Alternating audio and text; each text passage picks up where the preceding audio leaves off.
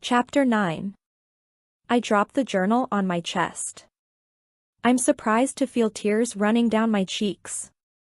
Every time I pick up this journal I think I'll be fine, that it all happened so long ago and I won't still feel what I felt back then.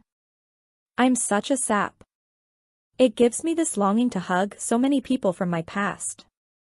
Especially my mother, because for the past year, I haven't really thought about everything she had to go through before my father died.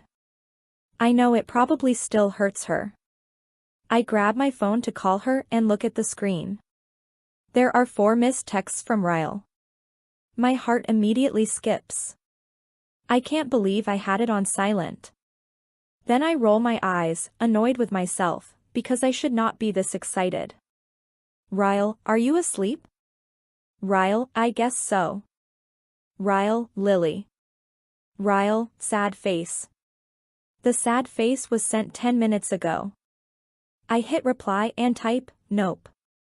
Not asleep. About 10 seconds later, I get another text. Ryle, good. I'm walking up your stairs right now. Be there in 20 seconds. I grin and jump out of bed. I go to the bathroom and check my face. Good enough. I run to the front door and open it as soon as Ryle makes it up the stairwell. He practically drags himself up the top step, and then stops to rest when he finally reaches my door. He looks so tired. His eyes are red and there are dark circles under them. His arms slip around my waist and he pulls me to him, burying his face in my neck. You smell so good, he says. I pull him inside the apartment. Are you hungry? I can make you something to eat. He shakes his head as he wrestles out of his jacket, so I skip the kitchen and head for the bedroom. He follows me, and then throws his jacket over the back of the chair. He kicks off his shoes and pushes them against the wall. He's wearing scrubs. You look exhausted, I say. He smiles and puts his hands on my hips. I am. I just assisted in an 18-hour surgery. He bends down and kisses the heart tattoo on my collarbone. No wonder he's exhausted. How is that even possible? I say. 18 hours? He nods and then walks me to the side of the bed where he pulls me down next to him. We adjust ourselves until we're facing each other, sharing a pillow. Yeah, but it was amazing. Groundbreaking. They'll write about it in medical journals, and I got to be there, so I'm not complaining. I'm just really tired. I lean in and give him a peck on the mouth. He brings his hand to the side of my head and pulls back. I know you're probably ready to have hot, sweaty sex, but I don't have the energy tonight. I'm sorry. But I've missed you and for some reason I sleep better when I sleep next to you. Is it okay that I'm here? I smile. It's more than okay. He leans in and kisses my forehead. He grabs my hand and then holds it between us on the pillow. His eyes close, but I keep mine open and stare at him. He has the type of face that people shy away from, because you could get lost in it. And to think, I get to look at this face all the time. I don't have to be modest and look away, because he's mine.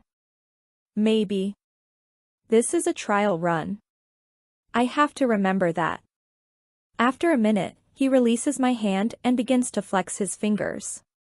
I look down at his hand and wonder what that must be like. To have to stand for so long and use your fine motor skills for 18 hours straight. I can't think of much else that would match that level of exhaustion. I slide out of the bed and retrieve some lotion out of my bathroom.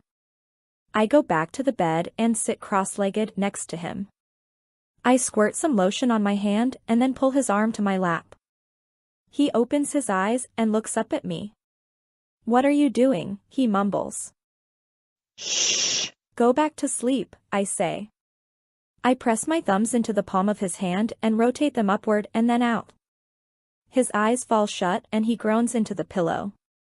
I continue massaging his hand for about 5 minutes before switching to his other hand. He keeps his eyes closed the whole time. When I'm finished with his hands, I roll him onto his stomach and straddle his back. He assists me in pulling off his shirt, but his arms are like noodles. I massage his shoulders and his neck and his back and his arms. When I'm finished, I roll off of him and lie down beside him. I'm running my fingers through his hair and massaging his scalp when he opens his eyes. "Lily," he whispers, looking at me sincerely. "You just might be the best thing that's ever happened to me." Those words wrap around me like a warm blanket. I don't know what to say in response. He lifts a hand and gently cups my cheek, and I feel his stare deep in my stomach. Slowly, he leans forward and presses his lips to mine. I expect a peck, but he doesn't pull back. The tip of his tongue slides across my lips, parting them softly. His mouth is so warm, I moan as his kiss grows deeper. He rolls me onto my back and then drags his hand down my body, straight to my hip. He moves closer, sliding his hand down my thigh. He pushes against me and a surge of heat shoots inside me. I grab a fistful of his hair and whisper against his mouth. "I think we've waited long enough. I would very much like for you to fuck me now." He practically growls with a renewed sense of energy and begins to pull my shirt off. It becomes an interlude of hands and moans and tongues and sweat. I feel like this is the first time I've ever been touched by a man. The few who came before him were all boys, nervous hands and timid mouths. But Ryle is all confidence. He knows exactly where to touch me and exactly how to kiss me. The only time he's not giving my body his undivided attention is when he reaches to the floor and fishes a condom out of his wallet. Once he's back under the covers and the condom is in place, he doesn't even hesitate. He takes me brazenly in one swift thrust and I gasp into his mouth, every muscle in me tensing. His mouth is fierce and needy, kissing me everywhere he can reach. I grow so dizzy, I can do nothing but succumb to him. He's unapologetic in the way he fucks me. His hand comes between my headboard and the top of my head as he pushes harder and harder, the bed crashing against the wall with every push. My fingernails dig into the skin of his back as he buries his face against my neck. "Ryle," I whisper. "Oh, God," I say. "Ryle." I scream. And then I bite down on his shoulder to muffle every sound that comes after it. My whole body feels it, from my head to my toes, and back up again. I'm afraid I might literally pass out for a moment, so I tighten my legs around him and he tenses. "Jesus, Lily." His body ripples with tremors, and he shoves against me one last time. He groans, stilling himself on top of me. His body jerks with his release and my head falls back against the pillow. It's a full minute before either of us is able to move. And even then, we choose not to. He presses his face into the pillow and lets out a deep sigh. I can't. He pulls back and looks down at me. His eyes are full of something. I don't know what. He presses his lips to mine and then says, "You were so right." About what? He slowly pulls out of me, coming down on his forearms. "You warned me. You said one time with you wouldn't be enough. You said you were like a drug. But you failed to tell me you were the most addictive kind." Chapter 10. Can I ask you a personal question? Alyssa nods as she perfects a bouquet of flowers about to go out for delivery. We're 3 days away from our grand opening, and it just keeps getting busier by the day. "What is it?" Alyssa asks, facing me. She leans into the counter and starts picking at her fingernails. "You don't have to answer it if you don't want to," I warn. "Well, I can't answer it if you don't ask it." "That's a good point. Do you and Marshall donate to charity?"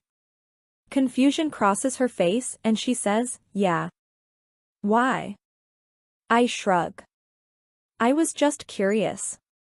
I wouldn't judge you or anything. I've just been thinking lately about how I might like to start a charity." "What kind of charity?" she asks. "We donate to a few different ones now that we have money, but my favorite is this one we got involved with last year. They build schools in other countries. We've funded 3 new constructions in the past year alone. I knew I liked her for a reason. I don't have that kind of money, obviously, but I'd like to do something. I just don't know what yet. Let's get through this grand opening first and then you can start thinking about philanthropy. One dream at a time, Lily. She walks around the counter and grabs the trash can. I watch as she pulls the full bag out of it and ties it in a knot. It makes me wonder why, if she has people for everything, she would even want a job where she had to take out the trash and get her hands dirty. Why do you work here? I ask her. She glances up at me and smiles. Because I like you, she says. But then I notice the smile completely leave her eyes right before she turns and walks toward the back to throw out the trash. When she comes back, I'm still watching her curiously. I say it again. Alyssa. Why do you work here? She stops what she's doing and takes in a slow breath like maybe she's contemplating being honest with me. She walks back to the counter and leans against it, crossing her feet at her ankles. Because, she says, looking down at her feet. I can't get pregnant. We've been trying for 2 years, but nothing has worked. I was tired of sitting at home crying all the time, so I decided I should find something to keep my mind busy. She stands up straight and wipes her hands across her jeans. And you, Lily Bloom, are keeping me very busy. She turns and starts messing with the same bouquet of flowers again. She's been perfecting them for half an hour. She picks up a card and stuffs it in the flowers, and then turns around and hands me the vase. These are for you, by the way. It's obvious Alyssa wants to change the subject, so I take the flowers from her. What do you mean? She rolls her eyes and waves me off to my office. It's on the card. Go read it. I can tell by her annoyed reaction that they're from Ryle. I grin and run to my office. I take a seat at my desk and pull out the card. Lily. I'm having serious withdrawals. Ryle. I smile and put the card back in the envelope.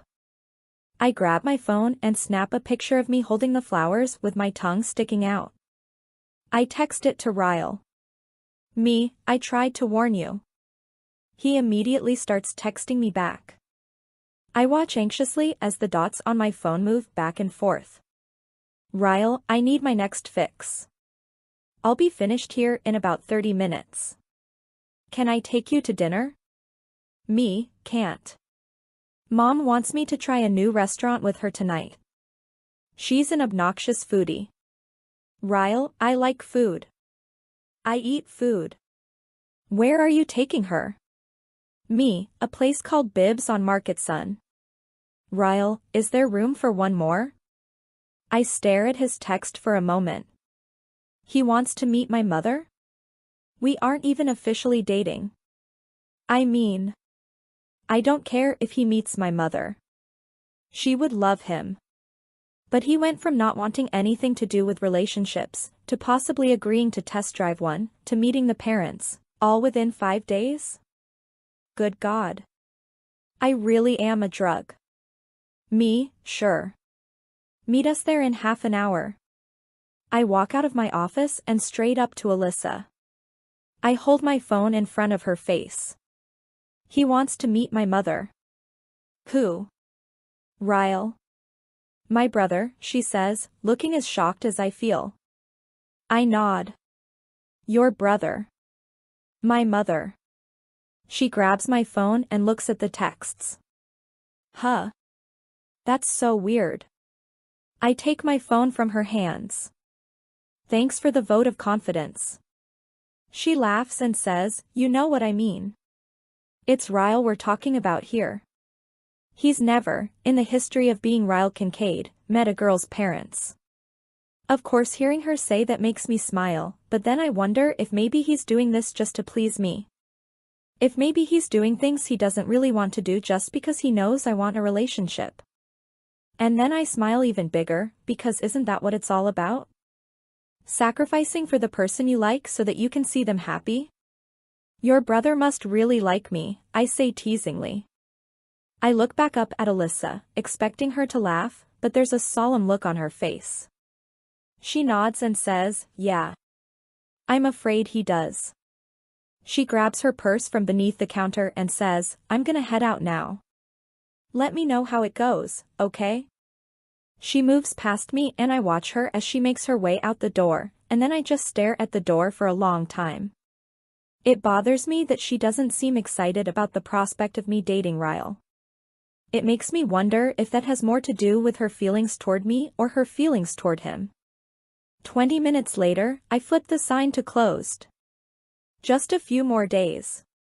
I lock the door and walk to my car, but stop short when I see someone leaning against it. It takes me a moment to recognize him. He's facing the other direction, talking on his cell phone. I thought he was meeting me at the restaurant, but okay. The horn beeps on my car when I hit the unlock button, and Ryle spins around. He grins when he sees me. Yes, I agree, he says into the phone. He wraps an arm around my shoulder and pulls me against him, pressing a kiss to the top of my head. We'll talk about it tomorrow, he says. Something really important just came up. He hangs up the phone and slides it into his pocket, then he kisses me. It's not a hello kiss. It's an I've been thinking about you nonstop kiss. He wraps both arms around me and spins me until I'm backed up against my car, where he continues to kiss me until I start to feel dizzy again. When he pulls back, he's looking down at me appreciatively. You know which part of you drives me the craziest? He brings his fingers to my mouth and traces my smile. These, he says. Your lips. I love how they're as red as your hair and you don't even have to wear lipstick. I grin and kiss his fingers. I better watch you around my mom, then, because everyone says we have the same mouth. He pauses his fingers against my lips and he stops smiling. Lily. Just, no. I laugh and open my door. Are we taking separate cars? He pulls the door open for me the rest of the way and says, I took an Uber here from work. We'll ride together. My mother is already seated at a table when we arrive. Her back is to the door as I lead the way. I'm instantly impressed by the restaurant. My eyes are drawn to the warm, neutral colors painted on the walls and the almost full-size tree in the middle of the restaurant. It looks like it's growing straight out of the floor, almost as if the entire restaurant was designed around the tree. Ryle follows closely behind me with his hand on my lower back. Once we reach the table, I begin to pull off my jacket. Hey, Mom. She looks up from her phone and says, oh, hey, honey. She drops her phone in her purse and waves her hand around the restaurant. I already love it. Look at the lighting, she says, pointing up. The fixtures look like something you'd grow in one of your gardens. That's when she notices Ryle, who is standing patiently next to me as I slide into the booth. My mother smiles at him and says, we'll take 2 waters for now, please. My eyes dart to Ryle and then back to my mother. Mom. He's with me. He's not the waiter. She looks up at Ryle again with confusion. He just smiles and reaches out his hand. Honest mistake, ma'am. I'm Ryle Kincaid. She returns the handshake, looking back and forth between us. He releases her hand and slides into the booth. She looks a little flustered when she finally says, Jenny Bloom. Nice to meet you. She places her attention back on me and raises an eyebrow. A friend of yours, Lily? I can't believe I'm not better prepared for this moment. What in the heck do I introduce him as? My trial run? I can't say boyfriend, but I can't very well say friend. Prospect seems a little dated. Ryle notices my pause, so he puts his hand on my knee and squeezes reassuringly. My sister works for Lily, he says. Have you met her? Alyssa? My mother leans forward in her booth and says, oh. Yes. Of course. You two look so much alike now that you mention it, she says. It's the eyes, I think. And the mouth. He nods. We both favor our mother. My mother smiles at me. People always say they think Lily favors me. Yes, he says. Identical mouths. Uncanny. Ryle squeezes my knee under the table again while I try and suppress my laughter.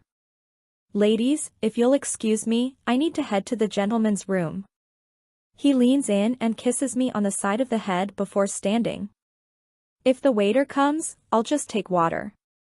My mother's eyes follow Ryle as he walks away, and then she slowly turns back to me. She points at me and then to his empty seat. How come I haven't heard about this guy? I smile a little. Things are it's not really, I have no idea how to explain our situation to my mother. He works a lot, so we haven't really spent that much time together. At all. This is actually the first time we've been to dinner together. My mother raises an eyebrow. Really, she says, leaning back in her seat. He sure doesn't treat it like that. I mean, he seems comfortably affectionate with you. Not normal behavior with someone you've just met. We didn't just meet, I say. It's been almost a year since the first time I met him. And we've spent time together, just not on a date. He works a lot. Where does he work? Massachusetts General Hospital. My mother leans forward and her eyes practically bulge from her head. Lily, she hisses. He's a doctor? I nod, suppressing my grin. A neurosurgeon. Can I get you ladies something to drink? A waiter asks. Yeah, I say. We'll take 3. And then I clamp my mouth shut. I stare at the waiter and the waiter stares back at me. My heart is in my throat. I can't remember how to speak. Lily, my mother says. She flicks her hand toward the waiter. He's waiting for your drink order. I shake my head and begin to stutter. I'll 3 waters, my mother says, interrupting my fumbled words. The waiter snaps out of his trance long enough to tap his pencil on his pad of paper. 3 waters, he says. Got it. He turns and walks away, but I watch as he glances back at me before pushing through the doors to the kitchen. My mother leans forward and says, "What in the world is wrong with you?" I point over my shoulder. The waiter, I say, shaking my head. He looked exactly like. I'm about to say, Atlas Corrigan, when Ryle walks up and slides back into the seat. He glances back and forth between us. What did I miss? I swallow hard, shaking my head. Surely that wasn't really Atlas. But those eyes, his mouth. I know it's been years since I saw him, but I'll never forget what he looked like. It had to be him. I know it was, and I know he recognized me, too, because the second our eyes met, it looked like he'd seen a ghost. Lily? Ryle says, squeezing my hand. You okay? I nod and force a smile, then clear my throat. Yep. We were just talking about you, I say, glancing back at my mother. Ryle assisted in an 18-hour surgery this week. My mother leans forward with interest. Ryle begins to tell her all about the surgery. Our water arrives, but it's a different waiter this time. He asks if we've had a chance to go over the menu and then tells us the chef's specials. The 3 of us order our food and I'm doing everything I can to focus, but my attention is all over the restaurant looking for Atlas. I need to regroup. After a few minutes, I lean over to Ryle. I need to run to the restroom. He stands up to let me out and my eyes are scanning the face of every waiter as I make my way across the room. I push through the door to the hallway that leads to the restrooms. As soon as I'm alone, my back meets the wall of the hallway. I lean forward and release a huge breath. I decide to take a moment and regain my composure before heading back out there. I bring my hands up to my forehead and close my eyes. For 9 years I've wondered what happened to him. Years. Lily? I glance up and suck in a breath. He's standing at the end of the hallway like a ghost straight out of the past. My eyes travel to his feet to make sure he's not suspended in the air. He isn't. He's real, and he's standing right in front of me. I stay pressed against the wall, not sure what to say to him. Atlas? As soon as I say his name, he blows out a quick breath of relief and then takes 3 huge steps forward. I catch myself doing the same. We meet in the middle and throw our arms around each other. Holy shit, he says, holding me in a tight embrace. I nod. Yeah. Holy shit. He puts his hands on my shoulders and takes a step back to look at me. You haven't changed at all. I cover my mouth with my hand, still in shock, and give him the once-over. His face looks the same, but he's no longer the scrawny teenager I remember. I can't say the same for you. He looks down at himself and laughs. Yeah, he says. 8 years in the military will do that to ya. We're both in shock, so nothing is said right after that. We just keep shaking our heads in disbelief. He laughs and then I laugh. Finally, he releases my shoulders and folds his arms over his chest. What brings you to Boston? He asks. He says it so casually, and I'm thankful for that. Maybe he doesn't remember our conversation all those years ago about Boston, which would save me a lot of embarrassment. I live here, I say, forcing my answer to sound as casual as his question. I own a flower shop over on Park Plaza. He smiles knowingly, like it doesn't at all surprise him. I glance toward the door, knowing I should get back out there. He notices and then takes another step back. He holds my gaze for a moment and it gets really quiet. Way too quiet. There's so much to say, but neither of us even knows where to start. The smile leaves his eyes for a moment and then he motions toward the door. You should probably get back to your company, he says. I'll look you up sometime. You said Park Plaza, right? I nod. He nods. The door swings open and a woman walks in holding a toddler. She moves between us, which puts even more distance between us. I take a step toward the door, but he remains in the same spot. Before I walk out, I turn back to him and smile.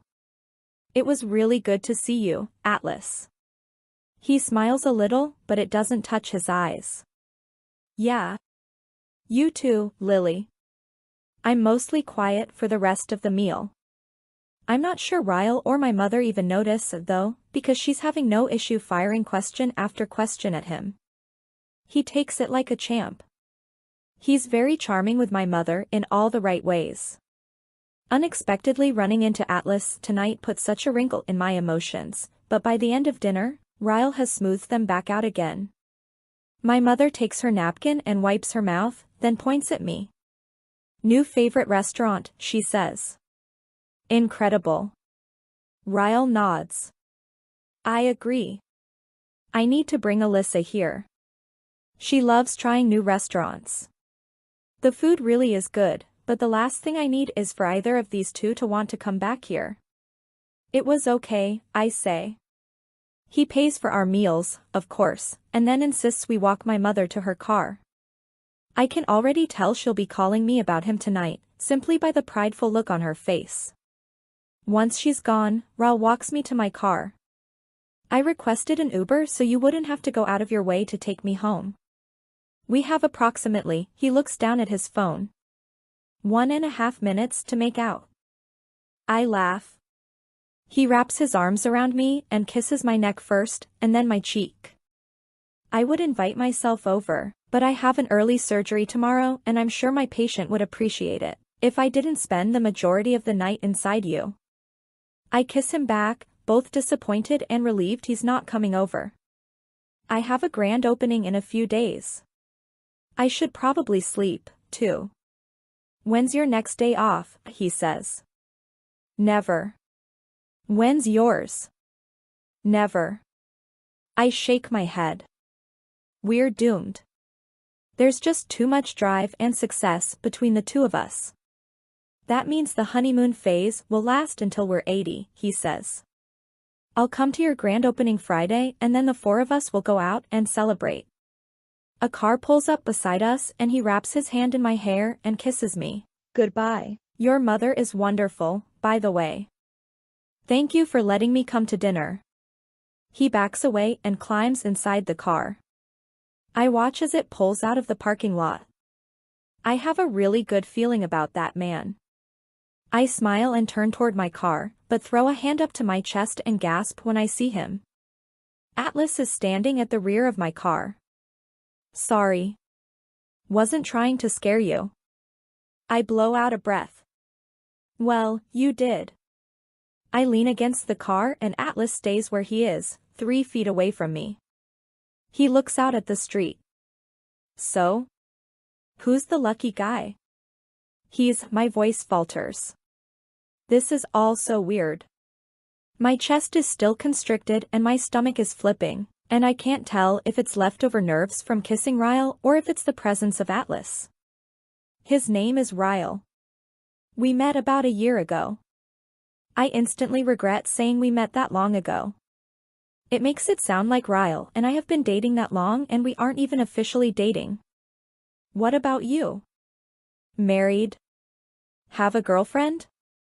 I'm not sure if I'm asking to extend the conversation he started, or if I'm genuinely curious. I do, actually. Her name is Cassie. We've been together almost a year now. Heartburn. I think I have heartburn. A year? I place my hand on my chest and nod. That's good. You seem happy. Does he seem happy? I have no idea. Yeah. Well. I'm really glad I got to see you, Lily. He turns around to walk away, but then spins and faces me again, his hands shoved in his back pockets. I will say. I kind of wish this could have happened a year ago. I wince at his words, trying not to let them penetrate. He turns and walks back toward the restaurant. I fumble with my keys and hit the button to unlock the car. I slide in and pull the door shut, gripping the steering wheel. For whatever reason, a huge tear falls down my cheek. A huge, pathetic, what the hell is this wetness tear? I swipe at it and push the button to start my car. I didn't expect to feel this much hurt after seeing him. But it's good. This happened for a reason. My heart needed closure so I can give it to Ryle, but maybe I couldn't do that until this happened. This is good. Yes, I'm crying. But it'll feel better. This is just human nature, healing an old wound to prepare for a fresh new layer. That's all. Chapter 11. I curl up in my bed and stare at it. I'm almost finished with it. There aren't very many more entries. I pick up the journal and place it on the pillow beside me. I'm not going to read you, I whisper. Although, if I read what's left, I'll be finished. Having seen Atlas tonight and knowing he has a girlfriend and a job and more than likely a home is enough closure I need on that chapter. And if I just finish the damn journal, I can put it back in the shoebox and never have to open it again. I finally pick it up and roll onto my back. Ellen DeGeneres, you are such a bitch. Dear Ellen. Just keep swimming. Recognize that quote, Ellen? It's what Dory says to Marlin in Finding Nemo. Just keep swimming, swimming, swimming. I'm not a huge fan of cartoons, but I'll give you props for that one. I like cartoons that can make you laugh, but also make you feel something. After today, I think that's my favorite cartoon. Because I've been feeling like drowning lately, and sometimes people need a reminder that they just need to keep swimming. Atlas got sick. Like really sick. He's been crawling through my window and sleeping on the floor for a few nights in a row now, but last night, I knew something was wrong as soon as I looked at him. It was a Sunday, so I hadn't seen him since the night before, but he looked awful. His eyes were bloodshot, his skin was pale, and even though it was cold, his hair was sweaty. I didn't even ask if he was feeling okay, I already knew he wasn't. I put my hand on his forehead and he was so hot, I almost yelled for my mother. He said, "I'll be fine, Lily," and then he started to make his pallet on the floor. I told him to wait there and then I went to the kitchen and poured him a glass of water. I found some medicine in the cabinet. It was flu medicine and I wasn't even sure if that's what was wrong with him, but I made him take some anyway. He laid there on the floor, curled up into a ball, when, about half an hour later he said, "Lily? I think I'm gonna need a trash can." I jumped up and grabbed the trash can from under my desk and knelt down in front of him. As soon as I set it down, he hunched over it and started throwing up. God, I felt bad for him. Being so sick and not having a bathroom or a bed or a house or a mother. All he had was me and I didn't even know what to do for him. When he was finished, I made him drink some water and then I told him to get on the bed. He refused, but I wasn't having it. I put the trash can on the floor next to the bed and made him move to the bed. He was so hot and shaking so bad I was just scared to leave him on the floor. I laid down next to him and every hour for the next 6 hours he continued getting sick. I kept having to take the trash can to the bathroom to empty it out. I'm not gonna lie, it was gross. The grossest night I've ever had, but what else could I do? He needed me to help him and I was all he had. When it came time for him to leave my room this morning, I told him to go back to his house and I'd be over to check on him before school. I'm surprised he even had the energy to crawl out of my window. I left the trash can next to my bed and waited for my mom to come wake me up. When she did, she saw the trash can and immediately held her hand to my forehead. "Lily, are you okay?" I groaned and shook my head. "No. I was up all night sick. I think it's over now, but I haven't slept." She picked up the trash can and told me to stay in bed, that she'd call the school and let them know I wasn't coming. After she left for work, I went and got Atlas and told him he could stay with me at the house all day. He was still getting sick, so I let him use my room to sleep. I'd check on him every half hour or so and finally around lunch he stopped throwing up. He went and took a shower and then I made him some soup. He was too tired to even eat it. I got a blanket and we both sat down on the couch and covered up together. I don't know when I started feeling comfortable enough to snuggle up to him, but it just felt right. A few minutes later, he leaned over a little and pressed his lips against my collarbone, right between my shoulder and my neck. It was a quick kiss and I don't think he meant for it to be romantic. It was more like a thank you gesture, without using actual words. But it made me feel all kinds of things. It's been a few hours now and I keep touching that spot with my fingers because I can still feel it. I know it was probably the worst day of his life, Ellen. But it was one of my favorites. I feel really bad about that. We watched Finding Nemo and when that part came up where Marlin was looking for Nemo and he was feeling really defeated, Dory said to him, "When life gets you down, do you want to know what you've got to do? Just keep swimming. Just keep swimming. Just keep swimming, swimming, swimming." Atlas grabbed my hand when Dory said that. He didn't hold it like a boyfriend holds his girlfriend's hand. He squeezed it, like he was saying that was us. He was Marlin and I was Dory, and I was helping him swim. "Just keep swimming," I whispered to him. "Lily. Dear Ellen. I'm scared. So scared. I like him a lot. He's all I think about when we're together and I feel worried sick about him when we're not. My life is beginning to revolve around him and that's not good, I know. But I can't help it and I don't know what to do about it, and now he might leave. He left after we finished watching Finding Nemo yesterday and then when my parents went to bed, he crawled in my window last night.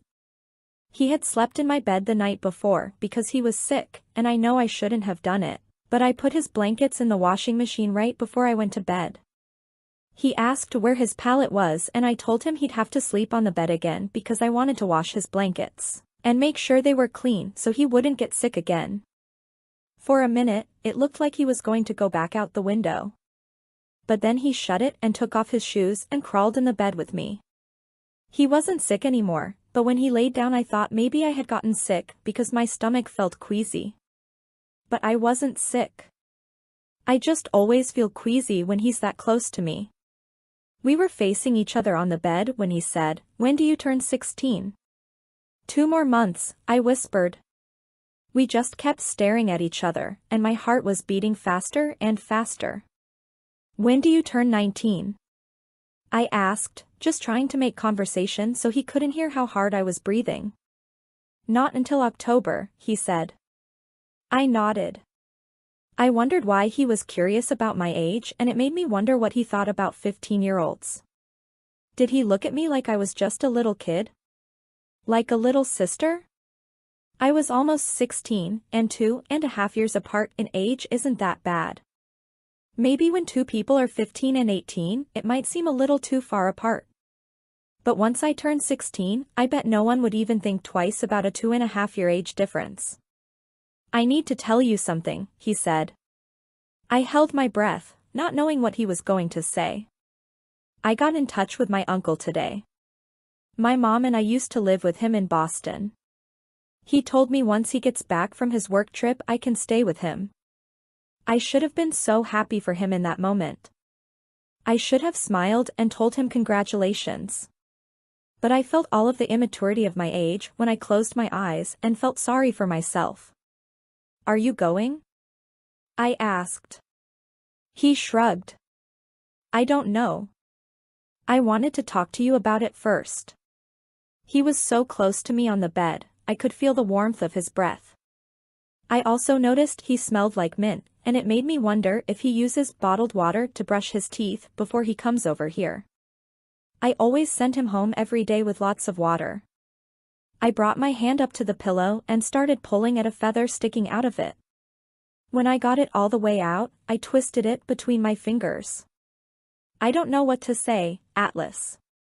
I'm happy you have a place to stay. But what about school?" "I could finish down there," he said. I nodded. It sounded like he already made up his mind. "When are you leaving?" I wondered how far away Boston is. It's probably a few hours, but that's a whole world away when you don't own a car. "I don't know for sure that I am." I dropped the feather back onto the pillow and brought my hand to my side. "What's stopping you? Your uncle is offering you a place to stay. That's good, right?" He tightened his lips together and nodded. Then he picked up the feather I'd been playing with and he started twisting it between his fingers. He laid it back down on the pillow and then he did something I wasn't expecting. He moved his fingers to my lips and he touched them. God, Ellen. I thought I was gonna die right then and there. It was the most I'd ever felt inside my body at one time. He kept his fingers there for a few seconds, and he said, "Thank you, Lily. For everything." He moved his fingers up and through my hair, and then he leaned forward and planted a kiss on my forehead. I was breathing so hard, I had to open my mouth to catch more air. I could see his chest moving just as hard as mine was. He looked down at me and I watched as his eyes went right to my mouth. "Have you ever been kissed, Lily?"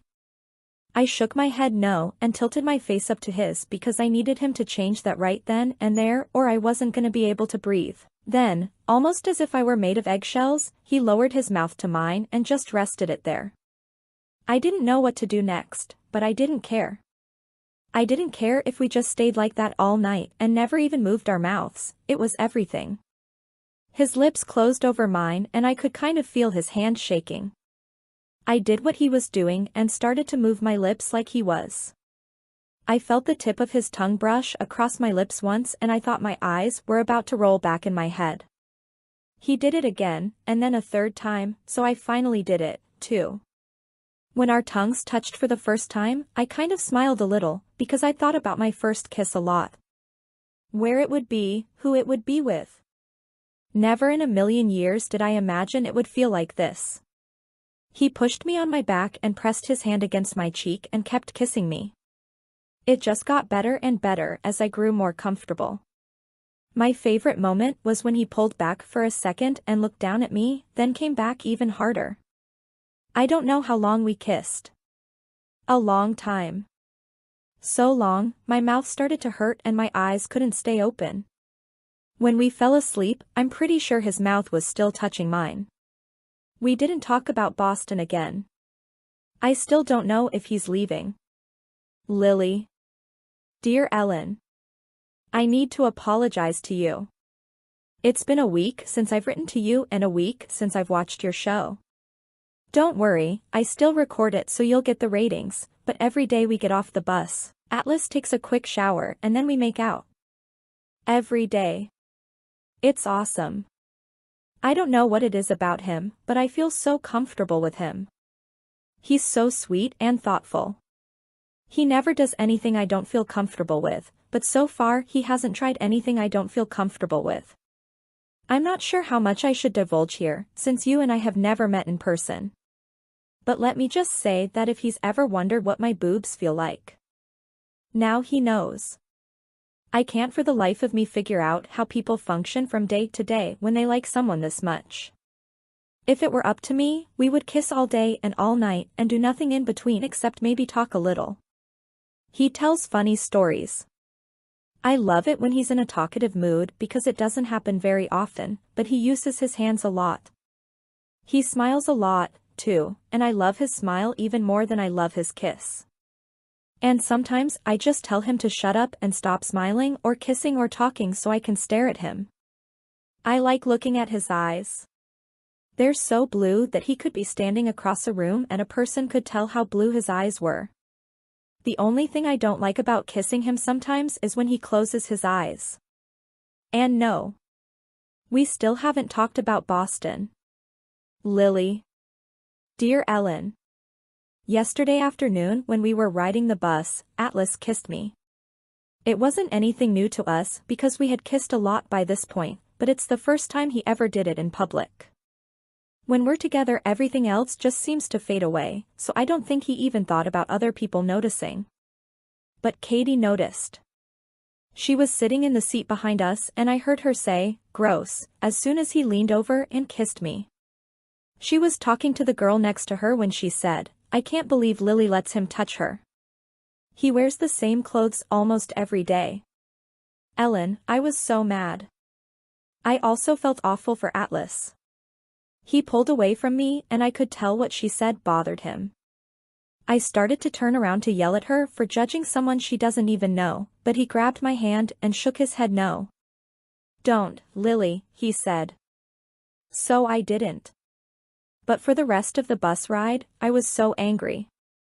I was angry that Katie would say something so ignorant just to hurt someone she thought was beneath her. I was also hurt that Atlas appeared to be used to comments like that. I didn't want him to think I was embarrassed that anyone saw him kiss me. I know Atlas better than any of them do, and I know what a good person he is, no matter what his clothes look like or that he used to smell before he started using my shower. I leaned over and kissed him on the cheek and then rested my head on his shoulder. "You know what?" I said to him. He slid his fingers through mine and squeezed my hand. "What?" "You're my favorite person." I felt him laugh a little and it made me smile. "Out of how many people?" he asked. "All of them." He kissed the top of my head and said, "You're my favorite person, too, Lily. By a long shot." When the bus came to a stop on my street, he didn't let go of my hand when we started to walk off. He was in front of me in the aisle and I was walking behind him, so he didn't see it when I turned around and flipped off Katie. I probably shouldn't have done it, but the look on her face made it worth it.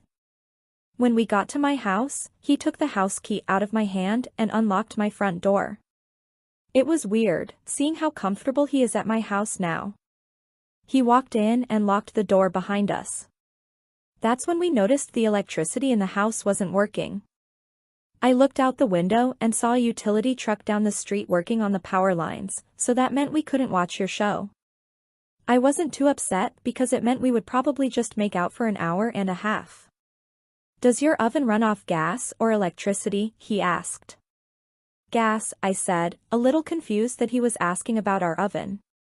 He kicked off his shoes, which were really just a pair of my father's old shoes, and he started walking toward the kitchen. "I'm going to make you something," he said. "You know how to cook?" He opened the refrigerator and started moving things around. Yep. I probably love to cook as much as you love to grow things. He took a few things out of the refrigerator and preheated the oven. I leaned against the counter and watched him. He wasn't even looking at a recipe. He was just pouring things into bowls and mixing them without even using a measuring cup. I had never seen my father lift a finger in the kitchen. I'm pretty sure he wouldn't even know how to preheat our oven. I kind of thought most men were like that, but watching Atlas work his way around my kitchen proved me wrong. What are you making? I asked him. I pushed my hands on the island and hoisted myself onto it. Cookies, he said. He walked the bowl over to me and stuck a spoon in the mixture. He brought the spoon up to my mouth and I tasted it. One of my weaknesses is cookie dough, and this was the best I'd ever tasted. Oh, wow, I said, licking my lips. He set the bowl down beside me and then leaned in and kissed me. Cookie dough and Atlas's mouth mixed together is like heaven, in case you're wondering. I made a noise deep in my throat that let him know how much I liked the combination, and it made him laugh. But he didn't stop kissing me. He just laughed through the kiss and it completely melted my heart. A happy Atlas was near mind-blowing. It made me want to uncover every single thing about this world that he likes and give it all to him. When he was kissing me, I wondered if I loved him. I've never had a boyfriend before and have nothing to compare my feelings to. In fact, I've never really wanted a boyfriend or a relationship until Atlas. I'm not growing up in a household with a great example of how a man should treat someone he loves, so I've always held on to an unhealthy amount of distrust when it comes to relationships and other people. There have been times I've wondered if I could ever allow myself to trust a guy. For the most part, I hate men because the only example I have is my father. But spending all this time with Atlas is changing me. Not in a huge way, I don't think. I still distrust most people. But Atlas is changing me enough to believe that maybe he's an exception to the norm. He stopped kissing me and picked up the bowl again. He walked it over to the opposite counter and started spooning dough onto 2 cookie sheets. You want to know a trick to cooking with a gas oven? He asked. I'm not sure I really ever cared about cooking before, but he somehow made me want to know everything he knew. It might have been how happy he looked when he talked about it. Gas ovens have hot spots, he said as he opened the oven door and put the cookie sheets inside. You have to be sure and rotate the pans so they'll cook evenly.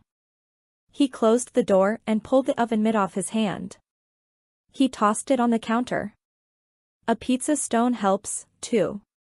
If you just keep it in the oven, even when you aren't baking pizza, it helps eliminate the hot spots. He walked over to me and placed his hands on either side of me. The electricity kicked on right as he was pulling down the collar of my shirt. He kissed the spot on my shoulder he always loves kissing and slowly slid his hands up my back. I swear, sometimes when he's not even here I can still feel his lips on my collarbone. He was about to kiss me on the mouth when we heard a car pull into the driveway and the garage door start to open. I jumped off the island, looking around the kitchen frantically. His hands went up to my cheeks and he made me look at him. Keep an eye on the cookies. They'll be finished in about 20 minutes. He pressed his lips to mine and then released me, rushing to the living room to grab his backpack. He made it out the back door right when I heard the engine to my father's car shut off. I started gathering all the ingredients together when my father walked into the kitchen from the garage. He looked around and then saw the light on in the oven.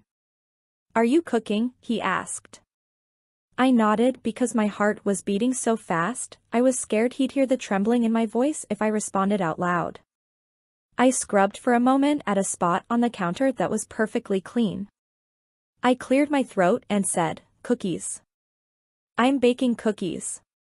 He set his briefcase down on the kitchen table and then walked to the refrigerator and pulled out a beer. The electricity has been out, I said. I was bored so I decided to bake while I waited for it to come back on.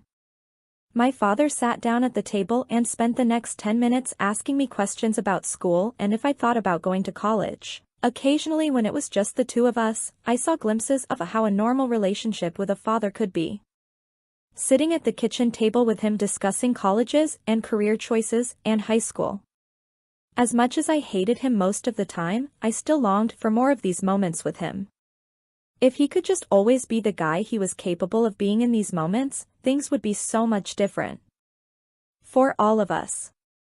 I rotated the cookies like Atlas had said to do, and when they were finished, I pulled them out of the oven. I took one off the cookie sheet and handed it to my father. I hated that I was being nice to him. It almost felt like I was wasting one of Atlas's cookies. "Wow," my father said. "These are great, Lily." I forced a thank you, even though I didn't make them. I couldn't very well tell him that, though. "They're for school so you can only have one," I lied. I waited until the rest of them cooled and then I put them in a Tupperware container and took them to my room. I didn't even want to try one without Atlas, so I waited until later last night when he came over. "You should have tried one when they were hot," he said. "That's when they're the best." "I didn't want to eat them without you," I said. We sat on the bed with our backs against the wall and proceeded to eat half the bowl of cookies. I told him they were delicious, but failed to tell him they were by far the greatest cookies I'd ever eaten. I didn't want to inflate his ego. I kind of liked how humble he was. I tried to grab at another one, but he pulled the bowl away and put the lid back on it. "If you eat too many you'll make yourself sick and you won't like my cookies anymore." I laughed. "Impossible." He took a drink of water and then stood up, facing the bed. "I made you something," he said, reaching into his pocket. "More cookies?" I asked. He smiled and shook his head, then held out a fist. I lifted my hand and he dropped something hard in the palm of my hand. It was a small, flat outline of a heart, about 2 inches long, carved out of wood. I rubbed my thumb over it, trying not to smile too big. It wasn't an anatomically correct heart, but it also didn't look like the hand-drawn hearts. It was uneven and hollow in the middle. "You made this?" I asked, looking up at him. He nodded. "I carved it with an old whittling knife I found at the house. The ends of the heart weren't connected. They just curved in a little, leaving a little space at the top of the heart." I didn't even know what to say. I felt him sit back down on the bed, but I couldn't stop looking at it long enough to even thank him. "I carved it out of a branch," he said, whispering. "From the oak tree in your backyard. I swear, Ellen. I never thought I could love something so much. Or maybe what I was feeling wasn't for the gift, but for him." I closed my fist around the heart and then leaned over and kissed him so hard, he fell back onto the bed. I threw my leg over him and straddled him and he grabbed my waist and grinned against my mouth. "I'm gonna carve you a damn house out of that oak tree if this is the reward I get," he whispered. I laughed. "You have to stop being so perfect," I told him. "You're already my favorite person, but now you're making it really unfair to all the other humans, because no one will ever be able to catch up to you." He brought his hand to the back of my head and rolled me until I was on my back and he was the one on top. "Then my plan is working," he said, right before kissing me again. I held on to the heart while we kissed, wanting to believe it was a gift for no reason at all. But part of me was scared it was a gift to remember him by when he leaves for Boston. I didn't want to remember him. If I had to remember him, it would mean he wasn't a part of my life anymore. I don't want him to move to Boston, Ellen. I know that's selfish of me because he can't keep living in that house. I don't know what I'm more afraid might happen. Watching him leave or selfishly begging him not to go. I know we need to talk about it. I'll ask him about Boston tonight when he comes over. I just didn't want to ask him last night because it was a really perfect day.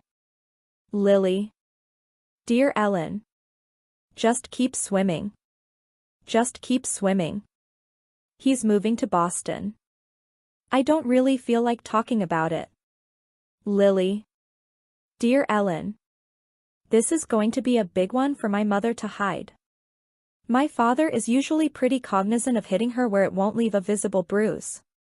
The last thing he probably wants is for people in the town to know what he does to her. I've seen him kick her a few times, choke her, hit her on the back and the stomach, pull her hair. The few times he's hit her on the face, it's always just been a slap, so the marks wouldn't stay for long. But never have I seen him do what he did last night. It was really late when they got home. It was a weekend, so he and my mom went to some community function. My father has a real estate company and he's also the town mayor, so they have to do things in the public a lot like go to charity dinners. Which is ironic, since my father hates charities. But I guess he has to save face. Atlas was already in my room when they got home. I could hear them fighting as soon as they walked through the front door. A lot of the conversation was muffled, but for the most part, it sounded like my father was accusing her of flirting with some man. Now I know my mother, Ellen. She would never do something like that. If anything, a guy probably looked at her and it made my father jealous. My mother is really beautiful. I heard him call her a whore and then I heard the first blow. I started to climb out of my bed but Atlas pulled me back and told me not to go in there, that I might get hurt. I told him it actually helps sometimes. That when I go in there, my father backs off. Atlas tried to talk me out of it, but finally I got up and went out into the living room. Ellen. He was on top of her. They were on the couch and he had his hand around her throat, but his other hand was pulling up her dress. She was trying to fight him off and I just stood there, frozen. She kept begging him to get off her and then he hit her right across the face and told her to shut up. I'll never forget his words when he said, "You want attention? I'll give you some fucking attention." And that's when she got real still and stopped fighting him. I heard her crying, and then she said, "Please be quiet. Lily is here." She said, "Please be quiet. Please be quiet while you rape me, dear." Ellen, I didn't know one human was capable of feeling so much hate inside one heart. And I'm not even talking about my father. I'm talking about me. I walked straight to the kitchen and I opened a drawer. I grabbed the biggest knife I could find and I don't know how to explain it. It was like I wasn't even in my own body. I could see myself walking across the kitchen with the knife in my hand, and I knew I wasn't going to use it. I just wanted something bigger than myself that could scare him away from her. But right before I made it out of the kitchen, 2 arms went around my waist and picked me up from behind. I dropped the knife, and my father didn't hear it, but my mother did. We locked eyes as Atlas carried me back to my bedroom. When we were back inside my room, I just started hitting him in the chest, trying to get back out there to her. I was crying and doing everything I could to get him out of my way, but he wouldn't move. He just wrapped his arms around me and said, "Lily, calm down." He kept saying it over and over, and he held me there for a long time until I accepted that he wasn't gonna let me go back out there. He wasn't gonna let me have that knife. He walked over to the bed and grabbed his jacket and started putting on his shoes. "We'll go next door," he said. "We'll call the police." The police. My mother had warned me not to call the police in the past. She said it could jeopardize my father's career. But in all honesty, I didn't care at that point. I didn't care that he was the mayor or that everyone who loved him didn't know the awful side of him. The only thing I cared about was helping my mother, so I pulled on my jacket and went to the closet for a pair of shoes. When I stepped out of my closet, Atlas was staring at my bedroom door. It was opening. My mother stepped inside and quickly shut it, locking it behind her. I'll never forget what she looked like. She had blood coming down from her lip. Her eye was already starting to swell, and she had a clump of hair just resting on her shoulder. She looked at Atlas and then me. I didn't even take a moment to feel scared that she caught me in my room with a boy. I didn't care about that. I was just worried about her. I walked over to her and grabbed her hands and walked her to my bed. I brushed the hair off her shoulder and then from her forehead. He's gonna go call the police, Mom. Okay? Her eyes grew real wide and she started shaking her head. No, she said. She looked over at Atlas and said, you can't. No. He was already at the window about to leave, so he stopped and looked at me. He's drunk, Lily, she said. He heard your door shut, so he went to our bedroom. He stopped. If you call the police, it'll just make it worse, believe me. Just let him sleep it off, it'll be better tomorrow. I shook my head and could feel the tears stinging my eyes. Mom, he was trying to rape you. She ducked her head and winced when I said that. She shook her head again and said, it's not like that, Lily. We're married, and sometimes marriage is just, you're too young to understand it. It got really quiet for a minute, and then I said, I hope to hell I never do. That's when she started to cry. She just held her head in her hands and she started to sob, and all I could do was wrap my arms around her and cry with her. I'd never seen her this upset. Or this hurt. Or this scared. It broke my heart, Ellen. It broke me. When she was finished crying, I looked around the room and Atlas had left. We went to the kitchen and I helped her clean up her lip and her eye. She never did say anything about him being there. Not one thing. I waited for her to tell me I was grounded, but she never did. I realized that maybe she didn't acknowledge it because that's what she does. Things that hurt her just get swept under the rug, never to be brought up again. Lily. Dear Ellen. I think I'm ready to talk about Boston now. He left today. I've shuffled my deck of cards so many times, my hands hurt. I'm scared if I don't get out how I feel on paper, I'll go crazy holding it all in. Our last night didn't go over so well. We kissed a lot at first, but we were both too sad to really care about it. For the second time in 2 days, he told me he changed his mind and that he wasn't leaving. He didn't want to leave me alone in this house. But I've lived with these parents for almost 16 years. It was silly of him to turn down a home in favor of being homeless, just because of me. We both knew that, but it still hurt. I tried to not be so sad about it, so when we were lying there, I asked him to tell me about Boston. I told him maybe one day when I got out of school, I could go there. He got this look in his eye when he started talking about it. A look I'd never seen. Sort of like he was talking about heaven. He told me about how everyone has the greatest accents there. Instead of car, they say ch. He must not realize that he sometimes says his R's like that, too. He said he lived there from the ages of 9 until he was 14, so I guess maybe he picked up a little bit of the accent. He told me about how his uncle lives in an apartment building with the coolest rooftop deck.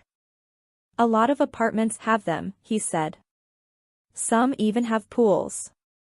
Plethora, Maine, probably didn't even have a building that was tall enough for a rooftop deck. I wondered what it would feel like to be that high up. I asked him if he ever went up there and he said yes. That when he was younger, sometimes he would go to the roof and just sit up there and think while he looked out over the city. He told me about the food. I already knew he liked to cook, but I had no idea how much passion he had for it. I guess because he doesn't have a stove or a kitchen, so other than the cookies he baked me, he's never really talked about cooking before. He told me about the harbor and how, before his mother remarried, she used to take him fishing out there. I mean, Boston isn't any different from any other big city, I guess, he said. There's not a lot that makes it stand out. It's just... I don't know. There's a vibe. A really good energy.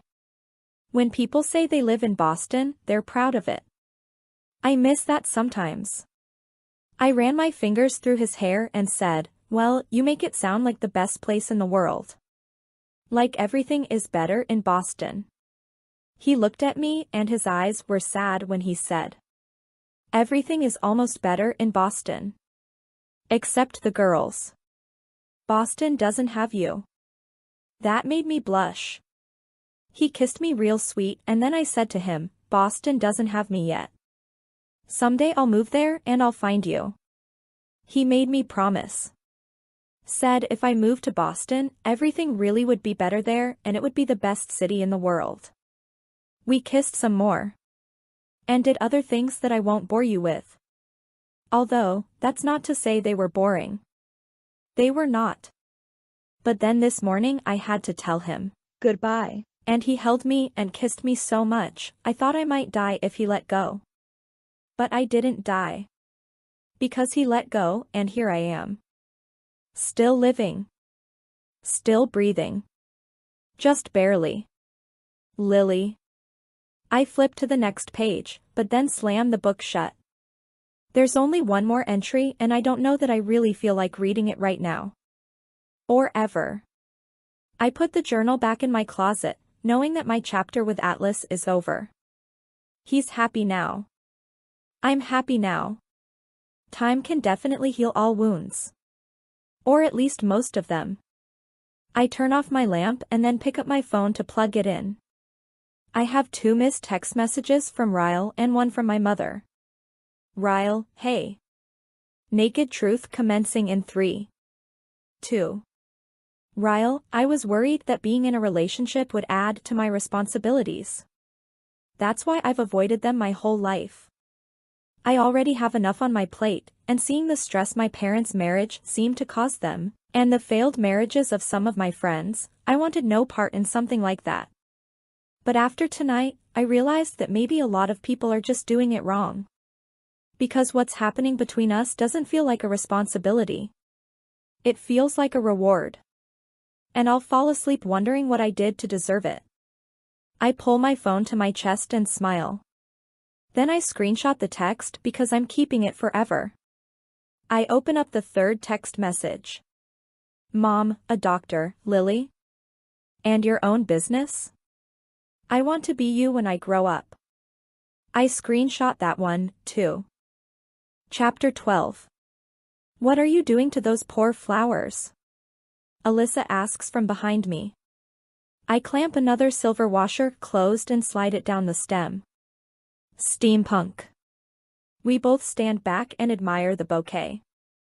At least. I hope she's looking at it with admiration. It turned out better than I thought it would. I used florist dip dye to turn some white roses a deep purple.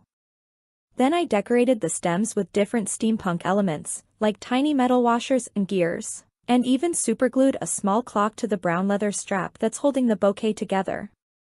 Steampunk? It's a trend. Kind of a subgenre of fiction, but it's catching on in other areas. Art. Music.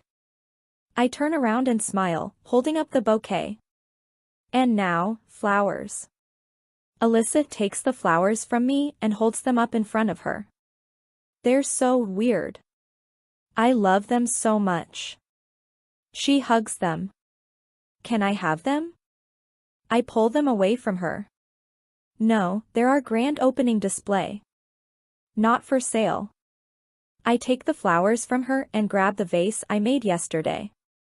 I found a pair of old button-up women's boots at a flea market last week. They reminded me of the steampunk style, and the boots are actually where I got the idea for the flowers. I washed the boots last week, dried them, and then superglued pieces of metal to them.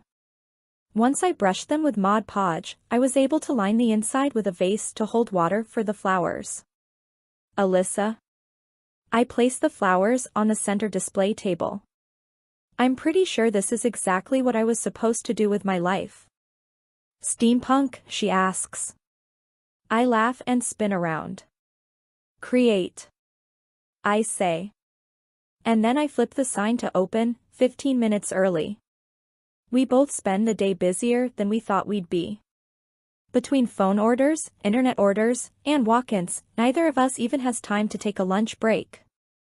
You need more employees, Alyssa says as she passes me, holding 2 bouquets of flowers. That is at 1 o'clock. You need more employees, she says to me at 2 o'clock, holding the phone to her ear and writing down an order while ringing someone up at the register. Marshall stops by after 3 o'clock and asks how it's going.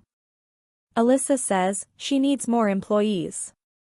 I help a woman take a bouquet to her car at 4 o'clock, and as I'm walking back inside, Alyssa is walking out, holding another bouquet. You need more employees, she says, exasperated. At 6 o'clock, she locks the door and flips the sign. She falls against the door and slides to the floor, looking up at me. I know, I tell her. I need more employees. She just nods. And then we laugh. I walk over to where she's seated and I sit next to her. We lean our heads together and look at the store. The steampunk flowers are front and center, and although I refuse to sell this particular bouquet, we had 8 pre-orders for more of them. I'm proud of you, Lily, she says. I smile. I couldn't have done it without you, Isa. We sit there for several minutes, enjoying the rest we're finally giving our feet. This was honestly one of the best days I've ever had, but I can't help but feel a nagging sadness that Raul never stopped by. He also never texted. Have you heard from your brother today?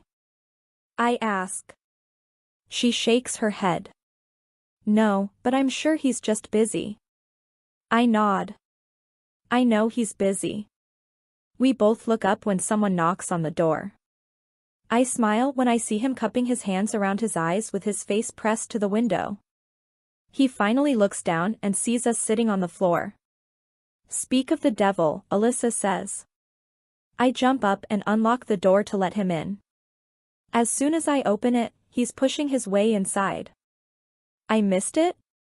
I did. I missed it. He hugs me. I'm sorry, I tried to get here as soon as I could. I hug him back and say, it's fine. You're here. It was perfect. I'm giddy with excitement that he made it at all. You're perfect, he says, kissing me. Alyssa brushes past us. You're perfect, she mimics. Hey, Ryle, guess what? Ryle releases me. What? Alyssa grabs the trash can and drops it on the counter. Lily needs to hire more employees. I laugh at her constant repetition. Ryle squeezes my hand and says, sounds like business was good. I shrug. I can't complain. I mean, I'm no brain surgeon, but I'm pretty good at what I do. Ryle laughs. You guys need any help cleaning up? Alyssa and I put him to work, helping us clean up after the big day. We get everything finished and prepped for tomorrow, and then Marshall arrives just as we're finishing up. He's carrying a bag when he walks inside and drops it on the counter. He begins to pull out huge lumps of some kind of material and tosses them at each of us. I catch mine and unfold it. It's a onesie. With kittens all over it. Bruins game. Free beer. Suit up, team. Alyssa groans and says, Marshall, you made $6 million this year. Do we really need free beer? He shoves a finger against her lips, pushing them in opposite directions. Shh! Don't speak like a rich girl, Isa. Blasphemy. She laughs and Marshall grabs the onesie out of her hand. He unzips it and helps her into it. Once we're all suited up, we lock the door and head to the bar. I've never in my life seen so many men in onesies. Alyssa and I are the only women wearing them, but I kind of like that. It's loud. So loud, and each time the Bruins make a good play, Alyssa and I have to cover our ears from the screams. After about half an hour, a booth on the top floor opens up and we all run upstairs to claim it. Much better, Alyssa says as we slide in. It's much quieter up here, although still loud compared to normal standards. A waitress comes over to take our drink order. I order red wine, and as soon as I do, Marshall practically jumps out of his seat. Wine, he yells. You're in a onesie. You don't get free wine with a onesie. He tells the waitress to bring me a beer, instead. Raul tells her to bring me wine. Alyssa wants water, and this upsets Marshall even more. He tells the waitress to bring 4 bottles of beer and then Raul says, 2 beers, red wine, and a water. The waitress is very confused by the time she leaves our table. Marshall throws his arm around Alyssa and kisses her. How am I supposed to try and knock you up tonight if you aren't a little wasted? The look on Alyssa's face changes, and I feel instantly bad for her. I know Marshall only said that in fun, but it has to bother her. She was just telling me a few days ago how depressed she is that she can't get pregnant. I can't have beer, Marshall. Then drink wine, at least. You like me more when you're tipsy. He laughs at himself, but Alyssa doesn't. I can't have wine either. I can't have any alcohol, actually. Marshall stops laughing. My heart does a flip-flop. Marshall turns in the booth and grabs her shoulders, making her face him straight on. Alyssa?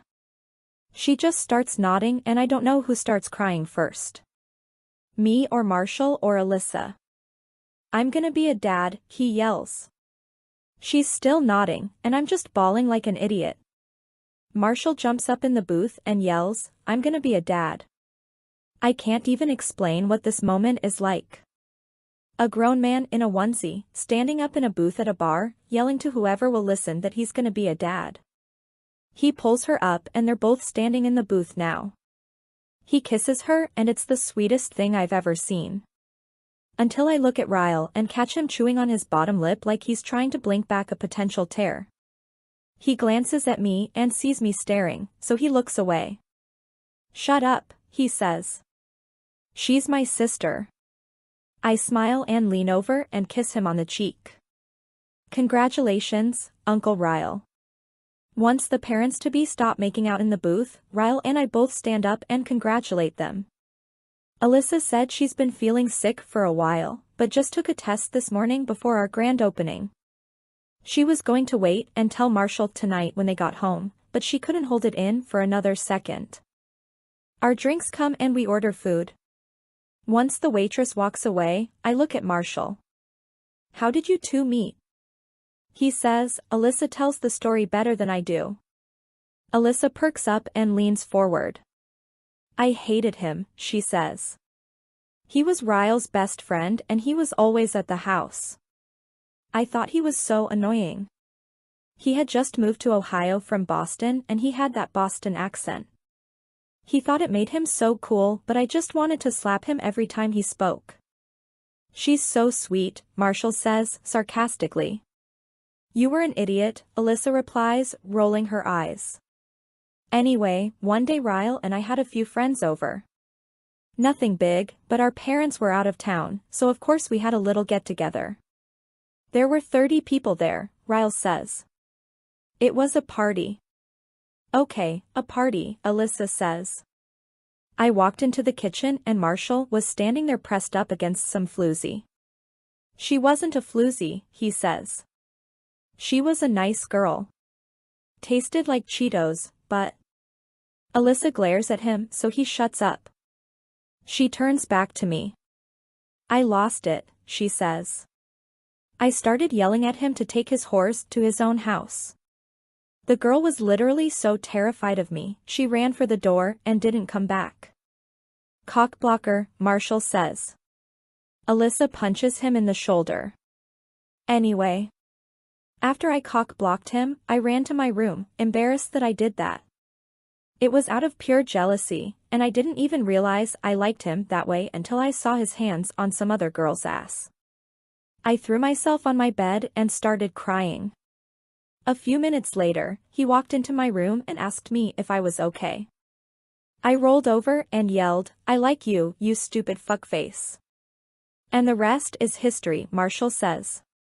I laugh. Aw. Stupid fuckface.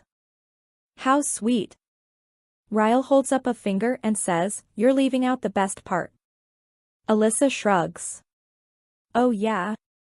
So Marshall walked over to me, pulled me off the bed, kissed me with the same mouth he was just kissing the floozy with, and we made out for half an hour. Ryle walked in on us and started screaming at Marshall. Then Marshall pushed Ryle out of my bedroom, locked the door, and made out with me for another hour. Ryle is shaking his head. Betrayed by my best friend. Marshall pulls Alyssa to him. I like her, you stupid fuckface. I laugh, but Raul turns to me with a serious look on his face.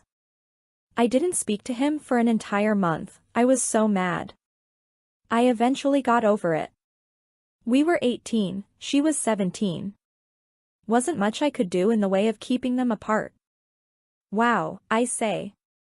I sometimes forget how close in age you two are. Alyssa smiles and says, 3 kids in 3 years. I feel so sorry for my parents. The table grows quiet. I see an apologetic look pass from Alyssa to Ryle. 3? I ask. You have another sibling? Ryle straightens up and takes a sip of his beer. He sets it back down on the table and says, we had an older brother. He passed away when we were kids. Such a great night, ruined by a simple question. Luckily, Marshall redirects the conversation like a pro. I spend the rest of the evening listening to stories about them growing up. I'm not sure I've ever laughed as hard as I have tonight. When the game is over, we all walk back to the shop to retrieve our cars. Ryle said he caught an Uber over earlier, so he'll just ride with me. Before Alyssa and Marshall leave, I tell her to hold on. I run inside the store and grab the steampunk flowers and run them back to their car. Her face lights up when I hand them to her. I'm happy you're pregnant, but that's not why I'm giving you these flowers. I just want you to have them. Because you're my best friend. Alyssa squeezes me and whispers in my ear. I hope he marries you someday. We'll be even better sisters. She climbs inside the car and they leave, and I just stand there watching them because I don't know that I've ever had a friend like her in my whole life. Maybe it's the wine. I don't know, but I love today. Everything about it. I especially love how Ryle looks, leaning against my car, watching me. You're really beautiful when you're happy. This day. Perfect. We're making our way up the stairs to my apartment when Ryle grabs my waist and pushes me against the wall. He just starts kissing me, right there in the stairwell. Impatient, I mutter. He laughs and cups my ass with both of his hands. Nope. It's this onesie. You really should consider making this your business attire. He kisses me again and doesn't stop kissing me until someone passes us, heading down the stairs. The guy mumbles, nice onesies, as he squeezes past us. Did the Bruins win? Ryle nods. 3-1, he responds, without looking up at the guy. Nice, the guy says. Once he's gone, I step away from Ryle. What is this onesie thing?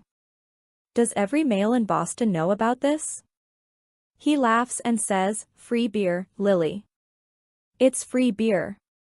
He pulls me up the stairs, and when we walk in the door, Lucy is standing at the kitchen table, taping up a box of her stuff. There's another box she hasn't taped up yet, and I could swear I see a bowl that I bought at HomeGoods sticking out of the top.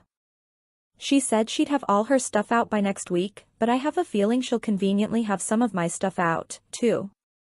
Who are you? She asks, looking Ryle up and down. Ryle Kincaid. I'm Lily's boyfriend. Lily's boyfriend. Did you hear that? Boyfriend. It's the first time he's confirmed it, and he said it so confidently. My boyfriend, huh? I walk into the kitchen and grab a bottle of wine and 2 wine glasses. Ryle comes up behind me as I'm pouring the wine and snakes his arms around my waist. Yep. Your boyfriend. I hand him a glass of wine and say, so I'm a girlfriend? He holds up his glass and clinks it against mine. To the end of trial runs and the beginning of sure things. We're both smiling as we take a drink of our wine. Lucy stacks the boxes together and walks toward the front door. Looks like I got out right in time, she says. The door closes behind her and Ryle raises an eyebrow. I don't think your roommate likes me very much. You'd be surprised. I didn't think she liked me either, but yesterday she asked me to be a bridesmaid in her wedding. I think she's just hoping for free flowers, though. She's very opportunistic. Ryle laughs and leans against the refrigerator. His eyes fall to a magnet that says Boston on it. He pulls it off the refrigerator and raises an eyebrow. You'll never get out of Boston purgatory if you keep souvenirs of Boston on your fridge like a tourist. I laugh and grab the magnet, slapping it back on the fridge. I like that he remembers so much about the first night we met. It was a gift. It only counts as touristy if I bought it myself. He steps over to me and takes my glass of wine from my hands. He sets both of our glasses on the countertop, and then leans in and gives me a deep, passionate, drunken kiss. I can taste the tart fruitiness of the wine on his tongue, and I like it. His hands go to the zipper on my onesie. Let's get you out of these clothes. He pulls me toward the bedroom, kissing me while we both struggle out of our clothes. By the time we make it to my bedroom, I'm down to my bra and panties. He shoves me against the door, and I gasp at the unexpectedness of it. Don't move, he says. He presses his lips to my chest, then begins to kiss me slowly as he makes his way down my body. Oh, Lord. Can this day seriously get any better? I run my hands through his hair, but he grabs my wrists and presses them against the door. He climbs back up my body, squeezing my wrists tightly. He raises an eyebrow in warning. I said, don't move. I try not to smile, but it's hard to disguise. He drags his mouth back down my body. He slowly lowers my panties to my ankles, but he told me not to move, so I don't kick them off. His mouth slides up my thigh until. Yeah. Best day ever. Chapter 13. Ryle, are you at home or still at work? Me, work. Should be done in about an hour. Ryle, can I come see you? Me, you know how people say there is no such thing as a stupid question? They're wrong. That was a stupid question. Ryle? Half an hour later, he's knocking at the front door of the floral shop. I closed the shop almost 3 hours ago, but I'm still here, trying to get caught up on the chaos that was the first month. The store is still too new to get an accurate projection of how well or how bad it's doing. Some days are great and some are so slow I send Alyssa home. But overall, I'm happy with how it's gone so far. And happy with how things are going with Ryle. I unlock the door to let him in. He's in light blue scrubs again, and he still has a stethoscope around his neck. Fresh from work. Very nice touch. I swear, every time I see him straight off a shift, I have to hide the stupid grin on my face. I give him a quick kiss and then turn back toward my office. I have a few things to finish up and then we can go back to my place. He follows me into my office and closes the door. You got a couch? He asks, looking around my office. I've spent some of this week putting the finishing touches on it. I bought a couple of lamps so I don't have to turn on the overpowering fluorescent lights. The lamps give the room a soft glow. I also bought a few plants to keep here permanently. It's no garden, but it's as close as it gets. It's come a long way since this room was being used as storage for vegetable crates. Ryle walks over to the couch and falls down onto it, face first. Take your time, he mumbles into the pillow. I'll just nap until you're finished. I sometimes worry about how hard he pushes himself with work, but I don't say anything. I've been sitting in my office going on 12 hours now, so I don't have much room to talk when it comes to being too ambitious. I spend the next 15 or so minutes finalizing orders. When I'm finished, I close my laptop and look over at Ryle. I thought he'd be asleep, but instead he's on his side with his head propped up on his hand. He's been watching me this whole time, and seeing the smile on his face makes me blush. I push my chair back and stand up. Lily, I think I like you too much, he says as I make my way over to him. I scrunch up my nose as he sits up on the couch and pulls me onto his lap. Too much? That doesn't sound like a compliment. That's because I don't know if it is, he says. He adjusts my legs on either side of him and then wraps his arms around my waist. This is my first real relationship. I don't know if I'm supposed to like you this much yet. I don't want to scare you away. I laugh. Like that could ever happen. You work way too much to smother me. He rubs his hands up my back. Does it bother you that I work too much? I shake my head. No. I worry about you sometimes because I don't want you to burn yourself out. But I don't mind that I have to share you with your passion. I actually really like how ambitious you are. It's kind of sexy. It might even be my favorite thing about you. You know what I like the most about you? I already know this answer, I say, smiling. My mouth. He leans his head back against the couch. Oh yeah. That does come first. But do you know what my second favorite thing about you is? I shake my head. You don't put pressure on me to be something I'm incapable of being. You accept me exactly how I am. I smile. Well, in all fairness, you're a little different from when I first met you. You aren't so anti-girlfriend anymore. That's because you make it easy, he says, sliding a hand inside the back of my shirt. It's easy being with you. I can still have the career I've always wanted, but you make it 10 times better with the way you support me. When I'm with you, I feel like I get to have my cake and eat it, too. Now both of his hands are beneath my shirt, pressed against my back. He pulls me toward him and kisses me.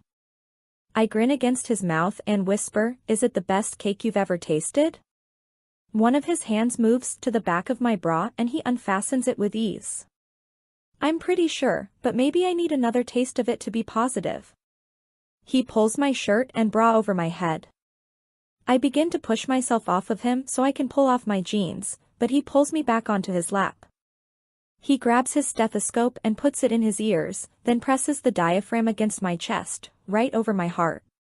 What's got your heart so worked up, Lily? I shrug innocently. It might have a little to do with you, Dr. Kincaid.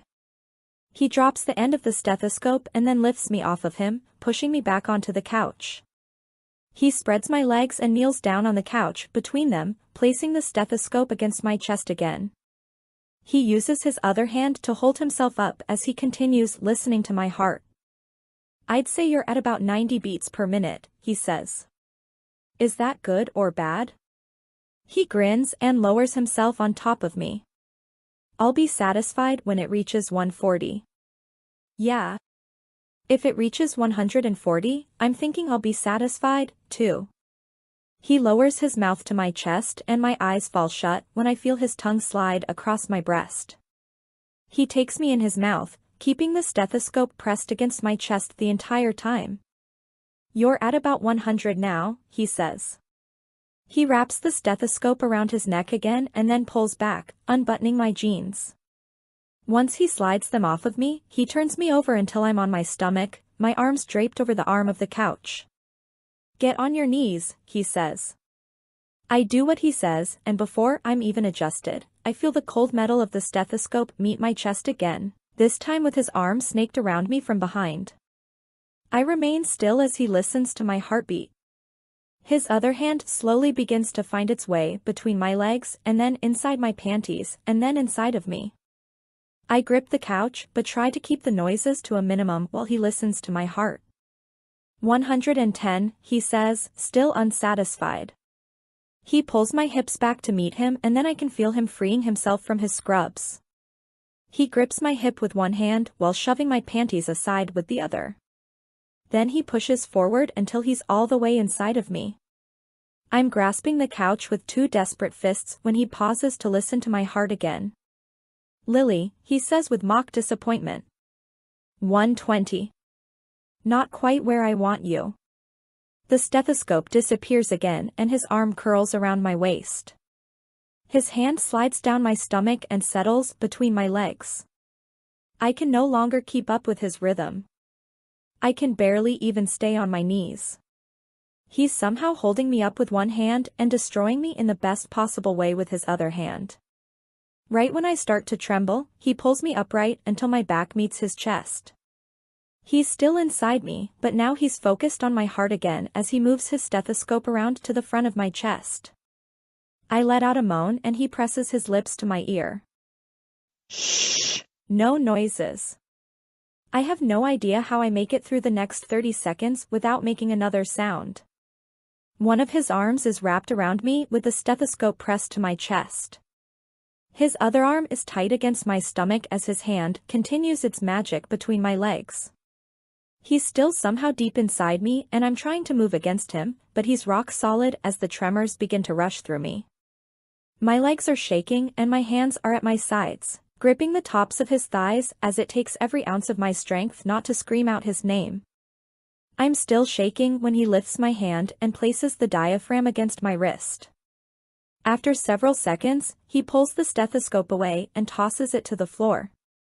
150, he says with satisfaction. He pulls out of me and flips me onto my back and then his mouth is on mine and he's inside me again. My body is too weak to move and I can't even open my eyes and watch him. He thrusts against me several times and then holds still, groaning into my mouth. He drops on top of me, tense, yet shaking. He kisses my neck and then his lips meet the tattoo of the heart on my collarbone. He finally settles against my neck and sighs. Have I already mentioned tonight how much I like you? He asks. I laugh. Once or twice. Consider this the third time, he says. I like you. Everything about you, Lily. Being inside of you. Being outside of you. Being near you. I like it all. I smile, loving how his words feel against my skin.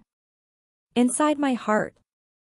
I open my mouth to tell him I like him, too, but my voice is cut off by the sound of his phone. He groans against my neck and then pulls out of me and reaches for his phone. He pulls his scrubs back into place and laughs as he looks at his caller ID. It's my mother, he says, leaning over and kissing the top of my knee that's resting against the back of the couch. He tosses the phone aside and then stands and walks over to my desk, grabbing a box of tissues. This is always awkward, having to clean up after sex. But I can't say it's ever been this awkward before, knowing his mother is on the other end of that ring. Once all my clothes are back in place, he pulls me against him on the couch and I lie down on top of him, resting my head on his chest. It's after 10 now and I'm so comfortable I debate just sleeping here for the night. Ryle's phone makes another noise, alerting him to a new voicemail.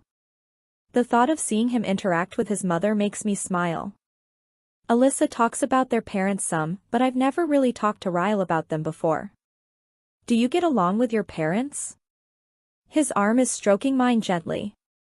Yeah, I do. They're good people. We hit a rough patch when I was a teenager, but we worked through it. I talk to my mother almost daily now. I fold my arms over his chest and rest my chin on them, looking up at him. Will you tell me more about your mother? Alyssa told me they moved to England a few years ago. And that they were in Australia on vacation, but that was like a month ago. He laughs. My mother? Well, my mother is very overbearing. Very judgmental, especially of the people she loves the most. She's never missed a single church service. And I have never heard her refer to my father as anything other than Dr. Kincaid. Despite the warnings, he smiles the whole time he talks about her. Your father is a doctor, too? He nods. Psychiatrist. He chose a field that also allowed him to have a normal life. Smart man. Do they ever visit you in Boston? Not really. My mother hates flying, so Alyssa and I fly to England a couple of times a year. She does want to meet you, though, so you might be going with us on the next trip. I grin. You've told your mother about me? Of course, he says. This is kind of a monumental thing, you know. Me having a girlfriend. She calls me every day to make sure I haven't screwed it up somehow. I laugh, which makes him reach for his phone. You think I'm kidding? I guarantee she somehow brought you up in the voicemail she just left. He presses a few keys and then begins to play the voicemail. Hey, sweetheart. It's your mom. Haven't spoken to you since yesterday. Miss you. Give Lily a hug for me. You do still see her, right? Alyssa says you can't stop talking about her. She is still your girlfriend, right? Okay. Gretchen's here, we're having high tea. Love you. Kiss kiss. I press my face against his chest and laugh. We've only been dating a few months. How much do you talk about me? He pulls my hand up between us and kisses it. Too much, Lily. Way too much. I smile. I can't wait to meet them. Not only did they raise an incredible daughter, but they made you. That's pretty impressive. His arms tighten around me and he kisses the top of my head. What was your brother's name? I ask him. I can feel a slight stiffness in him after I ask that. I regret bringing it up, but it's too late to take it back. Emerson. I can tell by his voice that it's not something he wants to talk about right now. Instead of pressing it further, I lift my head and scoot forward, pressing my mouth to his.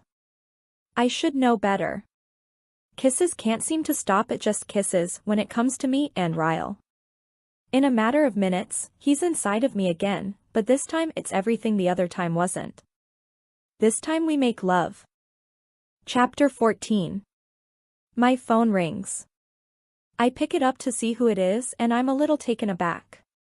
It's the first time Ryle has ever called me. We always just text. How odd to have a boyfriend for over 3 months that I've never once spoken to on the phone. Hello? Hey, girlfriend, he says. I smile cheesily at the sound of his voice. Hey, boyfriend. Guess what? What? I'm taking the day off tomorrow. Your floral shop doesn't open until 1 o'clock on Sundays. I'm on my way to your apartment with 2 bottles of wine. You want to have a sleepover with your boyfriend and have drunken sex all night and sleep until noon? It's really embarrassing what his words do to me. I smile and say, guess what? What? I'm cooking you dinner. And I'm wearing an apron. Oh. Yeah, he says. Just an apron. And then I hang up. A few seconds later, I get a text message. Ryle, pic, please. Me, get over here and you can take the picture yourself. I'm almost finished preparing the casserole mixture when the door opens. I pour it into the glass pan and don't turn around when I hear him walk into the kitchen. When I said I was just wearing an apron, I meant it. I'm not even wearing panties. I can hear him suck in a rush of air when I reach over to the oven and stick the casserole inside. I might reach a little too far for show when I do it. When I close the oven, I don't face him. I grab a rag and start wiping down the oven, making sure to sway my hips as much as possible. I squeal when I feel a piercing sting on my right butt cheek. I spin around and Ryle is grinning, holding 2 bottles of wine. Did you just bite me? He gives me an innocent look. Don't tempt the scorpion if you don't want to get stung. He eyes me up and down while he opens one of the bottles. He holds it up before he pours us a glass and says, it's vintage. Vintage, I say with mock impression. What's the special occasion? He hands me a glass and says, I'm going to be an uncle. I have a smoking hot girlfriend. And I get to perform a very rare, possibly once-in-a-lifetime craniopagus separation on Monday. A cranio what? He finishes off his glass of wine and pours himself another one. Craniopagus separation. Conjoined twins, he says. He points to a spot on the top of his head and taps it. Attached right here. We've been studying them since they were born. It's a very rare surgery. Very rare. For the first time, I think I'm genuinely turned on by him as a doctor. I mean, I admire his drive. I admire his dedication. But seeing how excited he is about what he's doing for a living is seriously sexy. How long do you think it'll take? I ask. He shrugs. Not sure. They're young, so being under general anesthesia for too long is a concern. He holds up his right hand and wiggles his fingers. But this is a very special hand that has been through almost $500,000 worth of specialty education. I have a lot of faith in this hand. I walk over to him and press my lips to his palm. I'm a little fond of this hand, too. He slides the hand down to my neck and then spins me so that I'm flush against the counter. I gasp, because I wasn't expecting that. He pushes himself against me from behind and slowly slides his hand down the side of my body. I press my palms into the granite and close my eyes, already feeling the rush of the wine. This hand, he whispers, is the steadiest hand in all of Boston. He pushes on the back of my neck, bending me further over the counter. His hand meets the inside of my knee and he glides it upward. Slowly. Jesus. He pushes my legs apart, and then his fingers are inside me. I moan and try to find something to hold on to. I grip the faucet, just as he begins to work magic. And then, just like a magician, his hand disappears. I hear him walking out of the kitchen. I watch as he passes the front of the counter. He winks at me, downs the rest of his glass of wine and says, "I'm gonna take a quick shower." What a tease. You asshole. I yell after him. I'm not an asshole, he yells from my bedroom. I'm a highly trained neurosurgeon. I laugh and pour myself another glass of wine. I'll show him who the tease really is. I'm on my third glass of wine when he walks out of my bedroom. I'm on the phone with my mother, so I watch him from the couch as he makes his way to the kitchen and pours himself another glass. That is some seriously good wine. What are you doing tonight? My mother asks. I have her on speakerphone. Ryle is leaning against a wall, watching me talk to her. Not much. Helping Ryle study. That sounds not very interesting, she says. Ryle winks at me. It's actually very interesting, I say to her. I help him study a lot. Mostly reviewing fine motor control of the hands. In fact, we'll probably be up all night studying. The 3 glasses of wine has made me frisky. I can't believe I'm flirting with him while I'm on the phone with my mother. Gross. I gotta go, I tell her. We're taking Alyssa and Marshall out to dinner tomorrow night, so I'll call you on Monday. Oh, where are you taking them? I roll my eyes. The woman can't take a hint. I don't know. Ryle, where are we taking them? That place we went to that one time with your mom, he says. Bibs? I made reservations for 6 o'clock. My heart feels like it slinks down my chest. My mother says, "Oh, good choice. Yeah. If you like stale bread." Bye. Mom. I hang up and look at Ryle. I don't want to go back there. I didn't like it. Let's try something new. I fail to tell him why I really don't want to go back there. But how do you tell your brand new boyfriend that you're trying to avoid your first love? Ryle pushes off the wall. You'll be fine, he says. Alyssa's excited to eat there, I told her all about it. Maybe I'll get lucky and Atlas won't be working. Speaking of food, Ryle says. I'm starving. The casserole. Oh shit. I say, laughing. Ryle rushes to the kitchen and I stand up and follow him in there. I walk in just as he pulls the oven door open and waves away the smoke.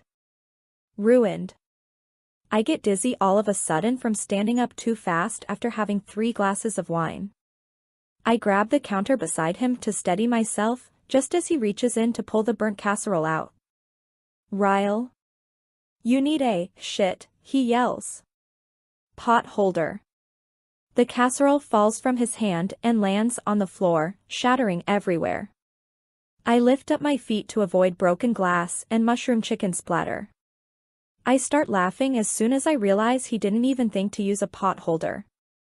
Must be the wine. This is some seriously strong wine. He slams the oven shut and moves to the faucet, shoving his hand under the cold water, muttering curse words. I'm trying to suppress my laughter, but the wine and the ridiculousness of the last few seconds are making it hard. I look at the floor, at the mess we're about to have to clean up, and the laughter bursts from me. I'm still laughing as I lean over to get a look at Ryle's hand. I hope he didn't hurt it too bad. I'm instantly not laughing anymore. I'm on the floor, my hand pressed against the corner of my eye. In a matter of 1 second, Ryle's arm came out of nowhere and slammed against me, knocking me backward. There was enough force behind it to knock me off balance. When I lost my footing, I hit my face on one of the cabinet door handles as I came down. Pain shoots through the corner of my eye, right near my temple. And then I feel the weight. Heaviness follows, and it presses down on every part of me. So much gravity, pushing down on my emotions. Everything shatters. My tears, my heart, my laughter, my soul. Shattered like broken glass, raining down around me. I wrap my arms over my head and try to wish away the last 10 seconds. God damn it, Lily, I hear him say. It's not funny. This hand is my fucking career. I don't look up at him. His voice doesn't penetrate through my body this time. It feels like it's stabbing me now, the sharpness of each of his words coming at me like swords. Then I feel him next to me, his goddamn hand on my back. Rubbing. Lily, he says. Oh, God. Lily. He tries to pull my arms from my head, but I refuse to budge. I start shaking my head, wanting the last 15 seconds to go away. 15 seconds.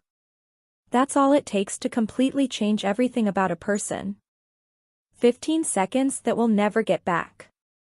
He pulls me against him and starts kissing the top of my head. I'm so sorry. I burned my hand. I panicked. You were laughing and... I'm so sorry, it all happened so fast. I didn't mean to push you, Lily, I'm sorry. I don't hear Ryle's voice this time. All I hear is my father's voice. I'm sorry, Jenny. It was an accident. I'm so sorry. I'm sorry, Lily. It was an accident. I'm so sorry. I just want him away from me. I use every ounce of strength I have in both my hands and legs and I force him the fuck away from me. He falls backward, onto his hands. His eyes are full of genuine sorrow, but then they're full of something else. Worry? Panic? He slowly pulls up his right hand and it's covered in blood. Blood is trickling out of his palm, down his wrist.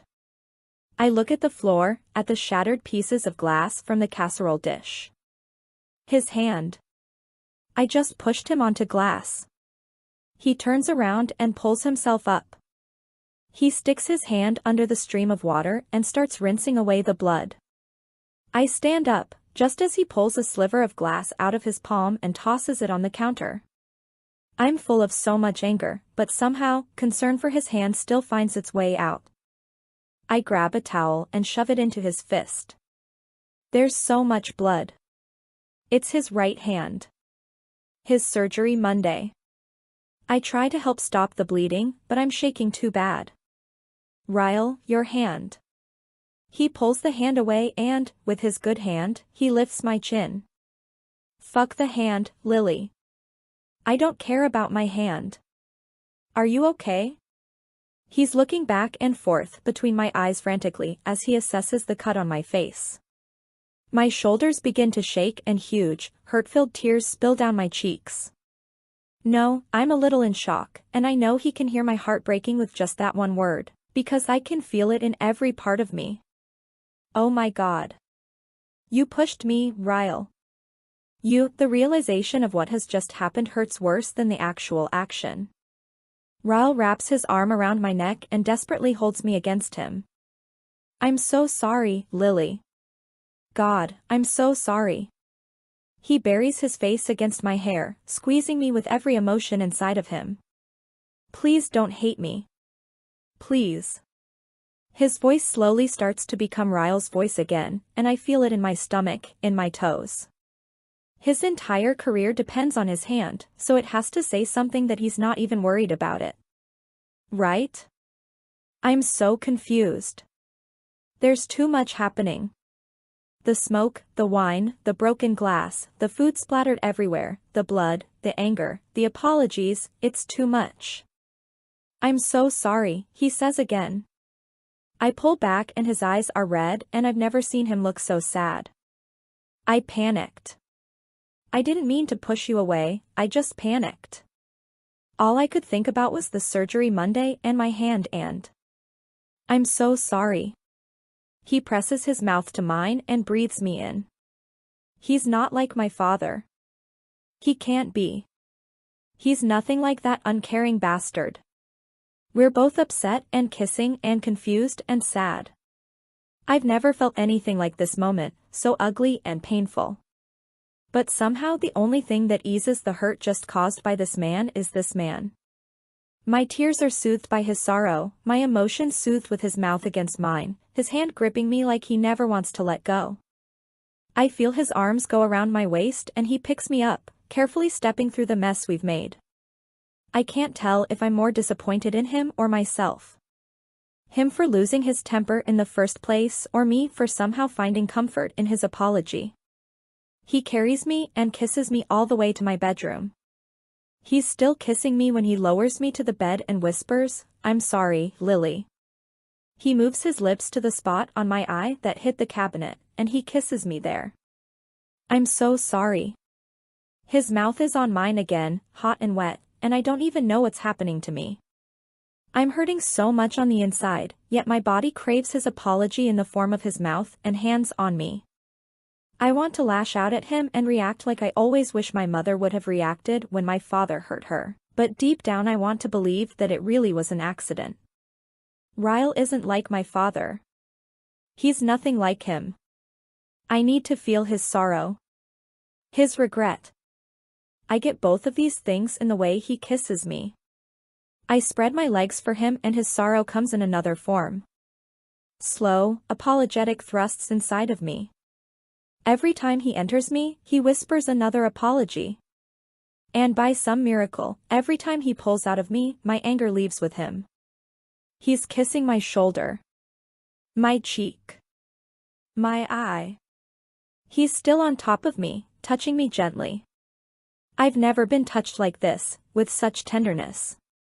I try to forget what happened in the kitchen, but it's everything right now.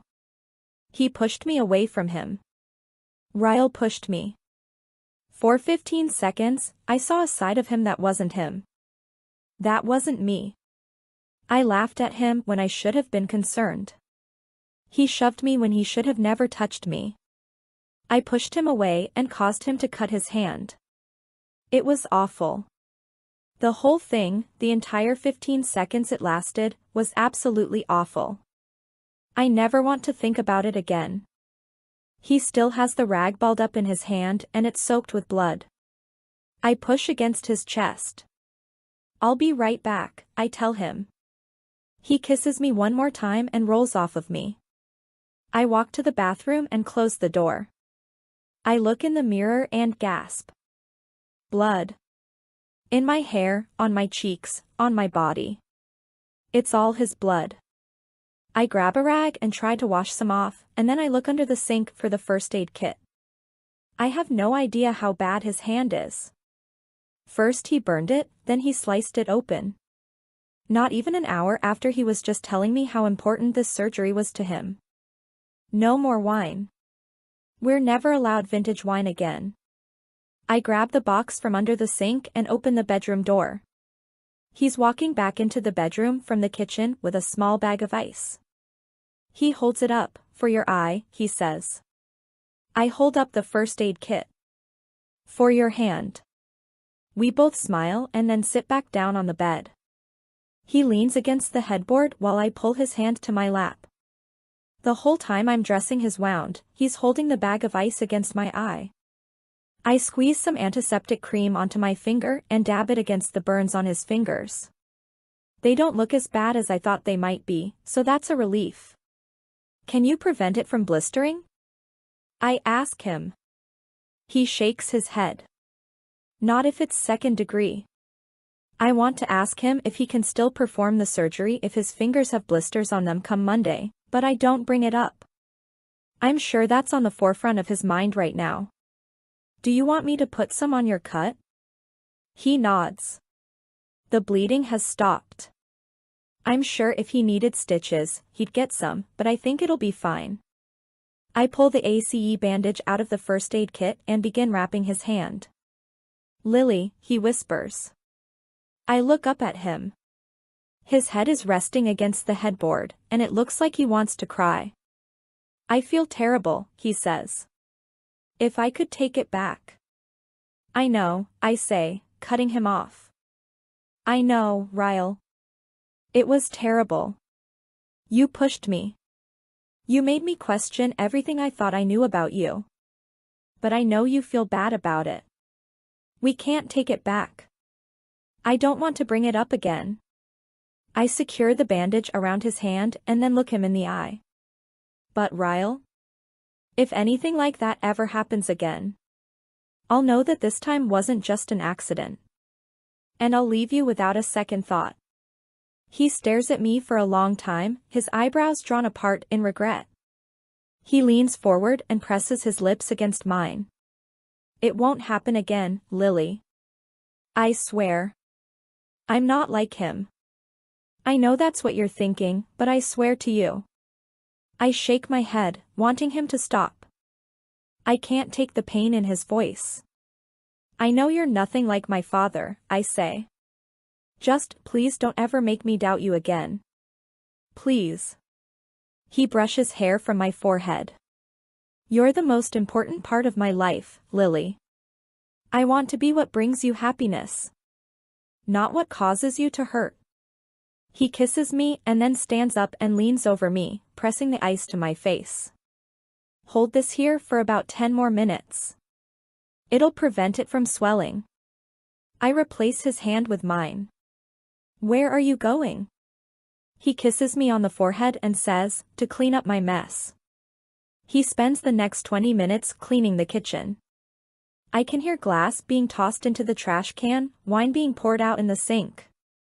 I go to the bathroom and take a quick shower to get his blood off of me, and then I change the sheets on my bed. When he finally has the kitchen cleaned up, he comes to the bedroom with a glass. He hands it to me. It's soda, he says. The caffeine will help. I take a drink of it and feel it fizz down my throat. It's actually the perfect thing. I take another drink and set it on my nightstand. What's it help with? The hangover? Ryle slides into bed and pulls the covers over us. He shakes his head. No, I don't think soda actually helps anything. My mom just used to give me a soda after I'd had a bad day, and it always made me feel a little better. I smile. Well, it worked. He brushes his hand down my cheek and I can see in his eyes, and in the way he touches me, that he deserves at least one chance at forgiveness. I feel if I don't find a way to forgive him, I'll somewhat be placing blame on him for the resentment I still hold for my father. He's not like my father. Ryle loves me. He's never come out and said it before, but I know he does. And I love him. What happened in the kitchen tonight is something I'm confident won't happen again. Not after seeing how upset he is that he hurt me. All humans make mistakes. What determines a person's character aren't the mistakes we make. It's how we take those mistakes and turn them into lessons rather than excuses. Ryle's eyes somehow grow even more sincere, and he leans over and kisses my hand. He settles his head into the pillow and we just lie there, staring at each other, sharing this unspoken energy that fills all the holes the night has left in us. After a few minutes, he squeezes my hand. Lily, he says, brushing his thumb over mine. I'm in love with you. I feel his words in every part of me. And when I whisper, I love you, too, it's the most naked truth I've ever spoken to him. Chapter 15. I arrive at the restaurant 15 minutes late. Right when I was about to close tonight, I had a customer come in to order flowers for a funeral. I couldn't turn them away because, sadly, funerals are the best business for florists. Rael waves me over to the table and I walk straight to them, doing my best not to look around. I don't want to see Atlas. I tried twice to get them to change the restaurant location, but Alyssa was hell-bent on eating here after Rael told her how good it was. I slide into the booth and Rael leans over and kisses me on the cheek. Hey, girlfriend. Alyssa groans. God, you guys are so cute, it's sickening. I smile at her, and her eyes immediately go to the corner of my eye. It doesn't look as bad as I thought it might today, which is probably due to Rael forcing me to keep ice on it. Oh my God, Alyssa says. Rael told me what happened, but I didn't think it was that bad. I glance at Rael, wondering what he told her. The truth? He smiles and says, olive oil was everywhere. When she slipped, it was so graceful you'd think she was a ballerina. A lie. Fair enough. I would have done the same thing. It was pretty pathetic, I say with a laugh. Somehow, we get through dinner without a hitch. No sign of Atlas, no thoughts of last night, and Rael and I both avoid the wine. After we're finished with our food, our waiter approaches the table. Care for dessert, he asks. I shake my head, but Alyssa perks up. What do you have? Marshall looks just as interested. We're eating for two, so we'll take anything chocolate, he says. The waiter nods, and when he walks away, Alyssa looks at Marshall. This baby is the size of a bedbug right now. You better not encourage bad habits for the next several months. The waiter returns with a dessert cart. The chef gives all expectant mothers dessert on the house, he says. Congratulations. He does. Alyssa says, perking up. Guess that's why it's called bibs, Marshall says. Chef likes the babies. We all look at the cart. Oh, God, I say, looking at the options. This is my new favorite restaurant, Alyssa says. We pick out 3 desserts for the table. The 4 of us spend the time waiting for it to be served, discussing baby names. No, Alyssa says to Marshall. We're not naming this baby after a state. But I love Nebraska, he whines. Idaho? Alyssa drops her head in her hands. This is going to be the demise of our marriage. Demise, Marshall says. That's actually a good name. Marshall's murder is thwarted by the arrival of dessert. Our waiter places a piece of chocolate cake in front of Alyssa, and steps aside to make room for the waiter behind him who is holding the other 2 desserts. The waiter motions toward the guy placing our desserts down and says, the chef would like to extend his congratulations. How was the meal? The chef asks, looking at Alyssa and Marshall. By the time his eyes make it to mine, my anxiety is seeping from me. Atlas locks eyes with me, and without thinking, I blurt out, "You're the chef?" The waiter leans around Atlas and says, "The chef. The owner. Sometimes waiter, sometimes dishwasher." He gives a new meaning to hands-on. The next 5 seconds go unnoticed by everyone at our table, but they play out in slow motion to me. Atlas's eyes fall to the cut on my eye. The bandage wrapped around Rael's hand. Back to my eye. We love your restaurant, Alyssa says. You have an incredible place here. Atlas doesn't look at her. I see the roll of his throat as he swallows. His jaw hardens and he says nothing as he walks away. Shit. The waiter tries to cover for Atlas's hasty retreat by smiling and showing way too many teeth. Enjoy your dessert, he says, scuffling off to the kitchen. Bummer, Alyssa says. We find a new favorite restaurant and the chef is an asshole. Ryle laughs. Yeah, but the assholes are the best ones. Gordon Ramsay? Good point, Marshall says. I put my hand on Ryle's arm. Bathroom, I tell him. He nods as I scoot out of the booth, and Marshall says, what about Wolfgang Puck? You think he's an asshole? I walk across the restaurant, head down, fast-paced. As soon as I get into the familiar hallway, I keep going. I push open the door to the women's restroom and then turn around and lock it. Shit. Shit, shit, shit. The look in his eye. The anger in his jaw. I'm relieved he walked away, but I'm half convinced he's probably going to be waiting outside the restaurant when we leave, ready to kick Ryle's ass. I breathe in my nose, out my mouth, wash my hands, repeat the breathing. Once I'm more calm, I dry my hands on a towel. I'll just go back out there and tell Ryle I'm not feeling well. We'll leave and we'll never come back. They all think the chef is an asshole, so that can be my excuse. I unlock the door, but I don't pull it open. It starts pushing open from the other side, so I step back. Atlas steps inside the bathroom with me and locks the door. His back rests against the door as he stares at me, focused on the cut near my eye. What happened? He asks. I shake my head. Nothing. His eyes are narrow, still ice blue but somehow burning with fire. You're lying, Lily. I muster enough of a smile to get me by. It was an accident. Atlas laughs, but then his face falls flat. Leave him. Leave him? Jesus, he thinks this is something else entirely. I take a step forward and shake my head. He's not like that, Atlas. It wasn't like that. Ryle is a good person. He tilts his head and leans it forward a little bit. Funny. You sound just like your mother. His words sting. I immediately try to reach around him for the door, but he grabs my wrist. Leave him, Lily. I yank my hand away. I turn my back to him and inhale a deep breath. I release it slowly as I face him again. If it's any comparison at all, I'm more scared of you right now than I've ever been of him. My words make Atlas pause for a moment. His nod starts out slowly, and then gets more prominent as he steps away from the door. I certainly didn't mean to make you feel uncomfortable.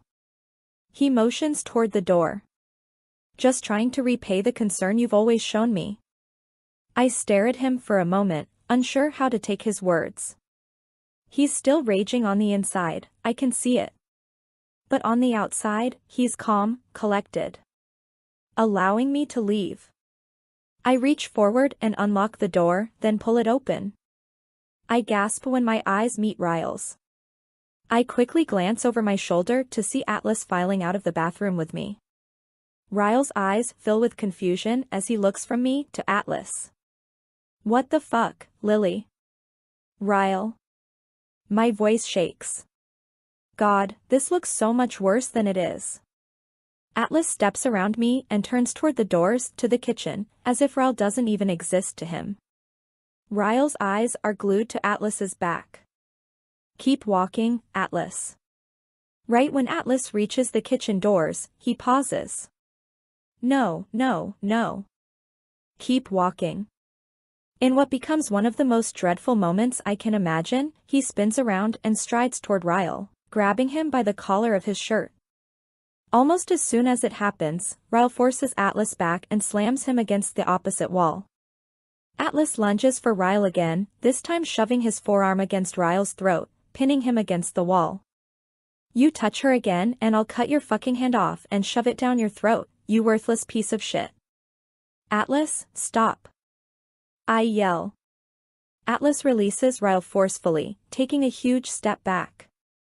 Ryle is breathing heavily, staring at Atlas long and hard. Then his focus moves directly to me. Atlas? He says his name with familiarity. Why is Ryle saying Atlas's name like that? Like he's heard me say it before? I've never told him about Atlas. Wait. I did. That first night on the roof. It was one of my naked truths. Ryle lets out a disbelieving laugh and points at Atlas, but he's still looking at me. This is Atlas? The homeless boy you pity fucked? Oh, God. The hallway instantly becomes a blur of fists and elbows and my screams for them to stop. Two waiters push through the door behind me and shove past me, separating them just as quickly as it started. They're pushed apart against opposite walls, staring each other down, breathing heavily. I can't even look at either of them. I can't look at Atlas. Not after what Ryle just said to him. I also can't look at Ryle because he's probably thinking the absolute worst possible thing right now. Out. Atlas yells, pointing at the door, but looking at Ryle. Get the hell out of my restaurant. I meet Ryle's eyes as he begins to walk past me, scared of what I'll see in them. But there isn't any anger there. Only hurt. Lots of hurt. He pauses as if he's about to say something to me. But his face just twists into disappointment and he walks back out into the restaurant. I finally glance up at Atlas and can see disappointment all across his face. Before I can explain away Ryle's words to him, he turns and walks away, pushing through the kitchen doors. I immediately turn and run after Ryle. He grabs his jacket from the booth and walks toward the exit without even looking at Alyssa and Marshall. Alyssa looks up at me and holds her hands up in question. I shake my head, grab my purse and say, it's a long story. We'll talk tomorrow. I follow Ryle outside and he's walking toward the parking lot. I run to catch up to him and he just stops and punches at the air. I didn't bring my fucking car, he yells, frustrated. I pull my keys out of my purse and he walks up to me and snatches them from my hand. Again, I follow him, this time to my car. I don't know what to do. I don't know if he even wants to speak to me right now. He just saw me locked in a bathroom with a guy I used to be in love with. Then, out of nowhere, that guy attacks him. God, this is so bad. When we reach my car, he heads straight for the driver's side door. He points to the passenger side and says, "Get in, Lily." He doesn't speak to me the entire time we're driving. I say his name once, but he just shakes his head like he's not ready to hear my explanation yet. When we pull into my parking garage, he gets out of the car as soon as he turns it off, like he can't get away from me fast enough. He's pacing the length of the car when I get out. It wasn't what it looked like, Ryle. I swear. He stops pacing, and when he looks at me, my heart doubles over. There's so much pain in his eyes right now, and it's not even necessary. It was all due to a stupid misunderstanding. I didn't want this, Lily, he says. I didn't want a relationship. I didn't want this stress in my life. As much as he's hurting because of what he thinks he saw, his words still piss me off. Well, then leave. What? I throw my hands up. I don't want to be your burden, Ryle. I'm so sorry my presence in your life is so unbearable. He takes a step forward. Lily, that's not at all what I'm saying. He throws his hands up in frustration and then walks past me. He leans against my car and folds his arms over his chest. There's a long stretch of silence while I wait for what he has to say. His head is down, but he lifts it slightly, looking up at me. Naked truths, Lily. That's all I want from you right now. Can you please give me that? I nod. Did you know he worked there? I purse my lips together and wrap my arm over my chest, grabbing at my elbow. Yes. That's why I didn't want to go back, Ryle. I didn't want to run into him. My answer seems to release a little of his tension. He runs a hand down his face. Did you tell him what happened last night? Did you tell him about our fight? I take a step forward and shake my head adamantly. No. He assumed. He saw my eye and your hand and he just assumed. He blows out a laden breath and leans his head back, looking up at the roof. It looks like it's almost too painful for him to even ask the next question. Why were you alone with him in the bathroom? I take another step forward. He followed me in there. I know nothing about him now, Ryle.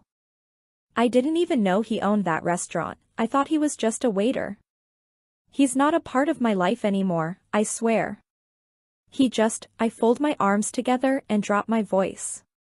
We both grew up in abusive households. He saw my face and your hand and he was just worried for me. That's all it was. Ryle brings his hands up and covers his mouth.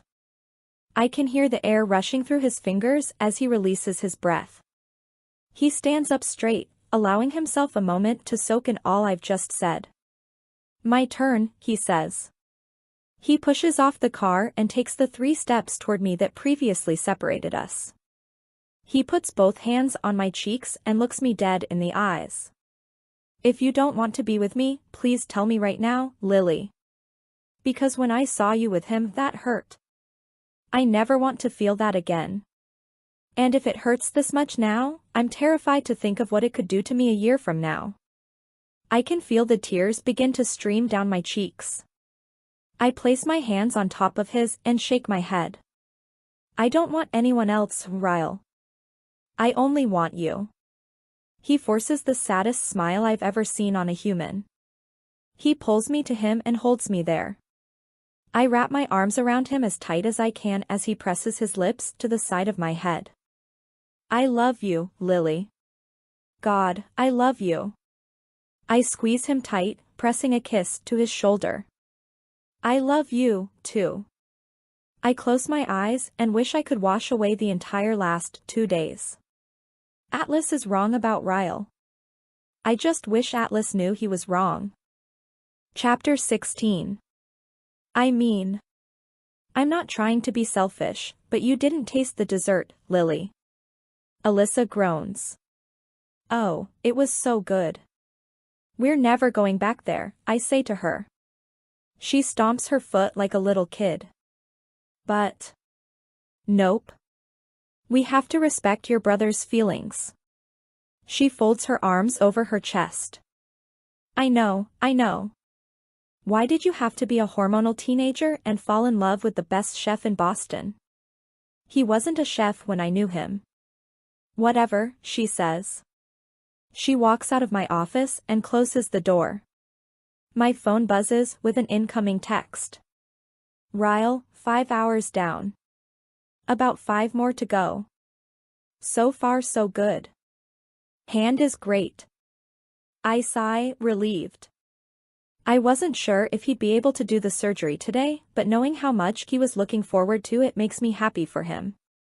Me, steadiest hands in all of Boston. I open my laptop and check my email.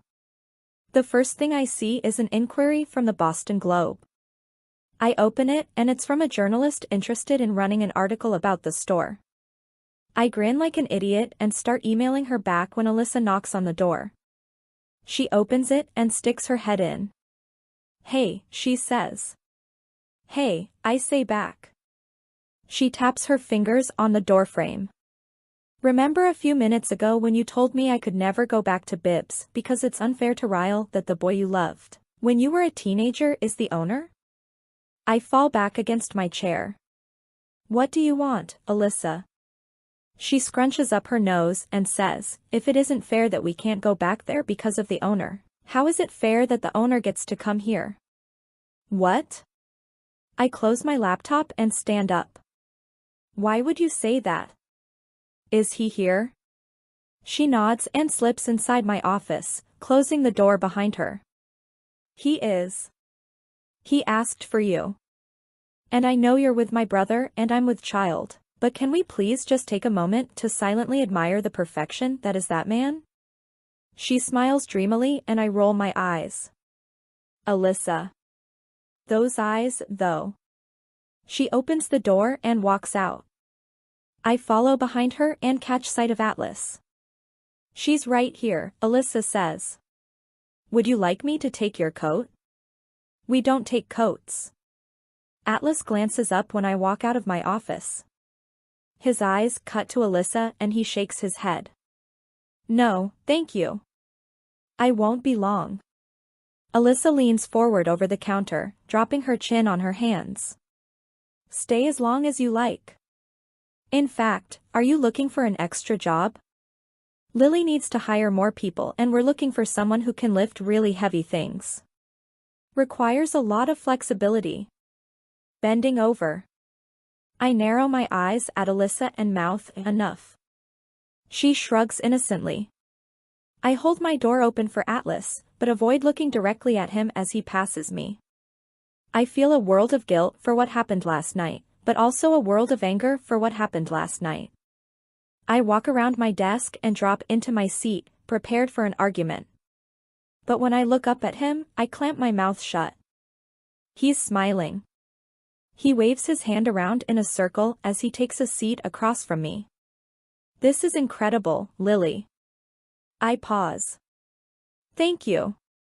He continues smiling at me like he's proud of me. Then he places a bag between us on the desk and pushes it toward me. A gift, he says. You can open it later. Why is he buying me gifts? He has a girlfriend. I have a boyfriend. Our past has already caused enough problems in my present. I certainly don't need gifts to exacerbate that. Why are you buying me gifts, Atlas? He leans back in his seat and crosses his arms over his chest. I bought it 3 years ago.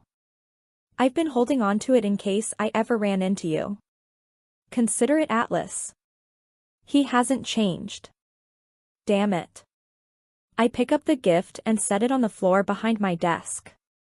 I try to release some of the tension I'm feeling, but it's really hard when everything about him makes me so tense. I came here to apologize to you, he says. I wave off his apology, letting him know it isn't necessary. It's fine. It was a misunderstanding. Ryle is fine. He laughs under his breath.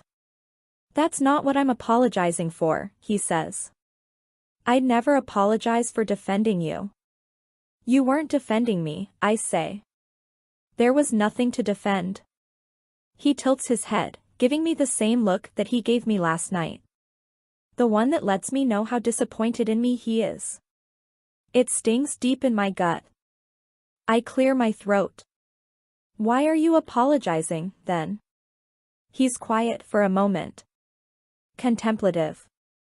I wanted to apologize for saying that you sounded like your mother. That was hurtful. And I'm sorry. I don't know why I always feel like crying when I'm around him. When I think about him. When I read about him. It's like my emotions are still tethered to him somehow and I can't figure out how to cut the strings. His eyes drop to my desk. He reaches forward and grabs 3 things. A pen. A sticky note.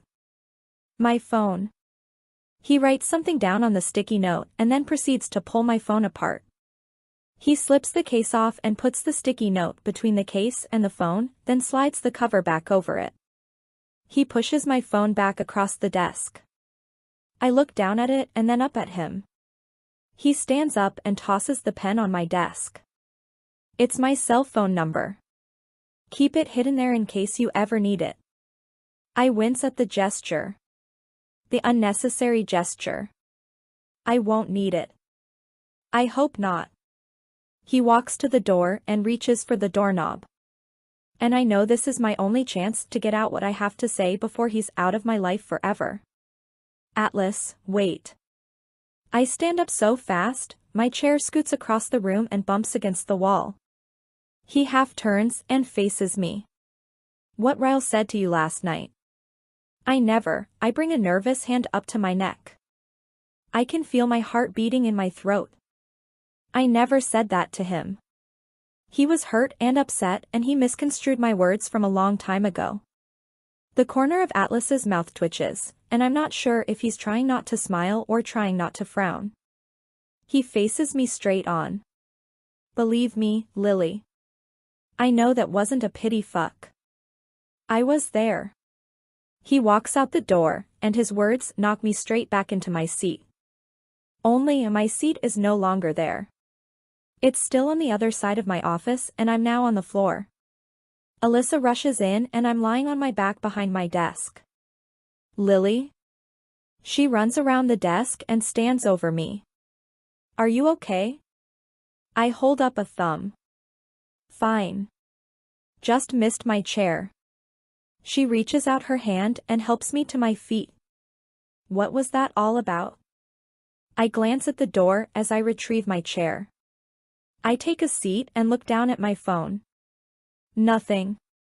He was just apologizing. Alyssa sighs longingly and looks back at the door. So does that mean he doesn't want the job? I've got to hand it to her. Even in the midst of emotional turmoil, she can make me laugh. Get back to work before I dock your pay. She laughs and makes to leave. I tap my pen against my desk and then say, Alyssa. Wait. I know, she says, cutting me off. Ryle doesn't need to know about that visit. You don't have to tell me. I smile. Thank you. She closes the door. I reach down and pick up the bag with my 3-year-old gift inside of it. I pull it out and can easily tell it's a book, wrapped in tissue paper. I tear the tissue paper away and fall against the back of my chair. There's a picture of Ellen DeGeneres on the front. The title is Seriously. I'm kidding. I laugh and then open the book, gasping quietly when I see it's autographed. I run my fingers over the words of the inscription. Lily. Atlas says just keep swimming. Ellen DeGeneres. I run my finger over her signature.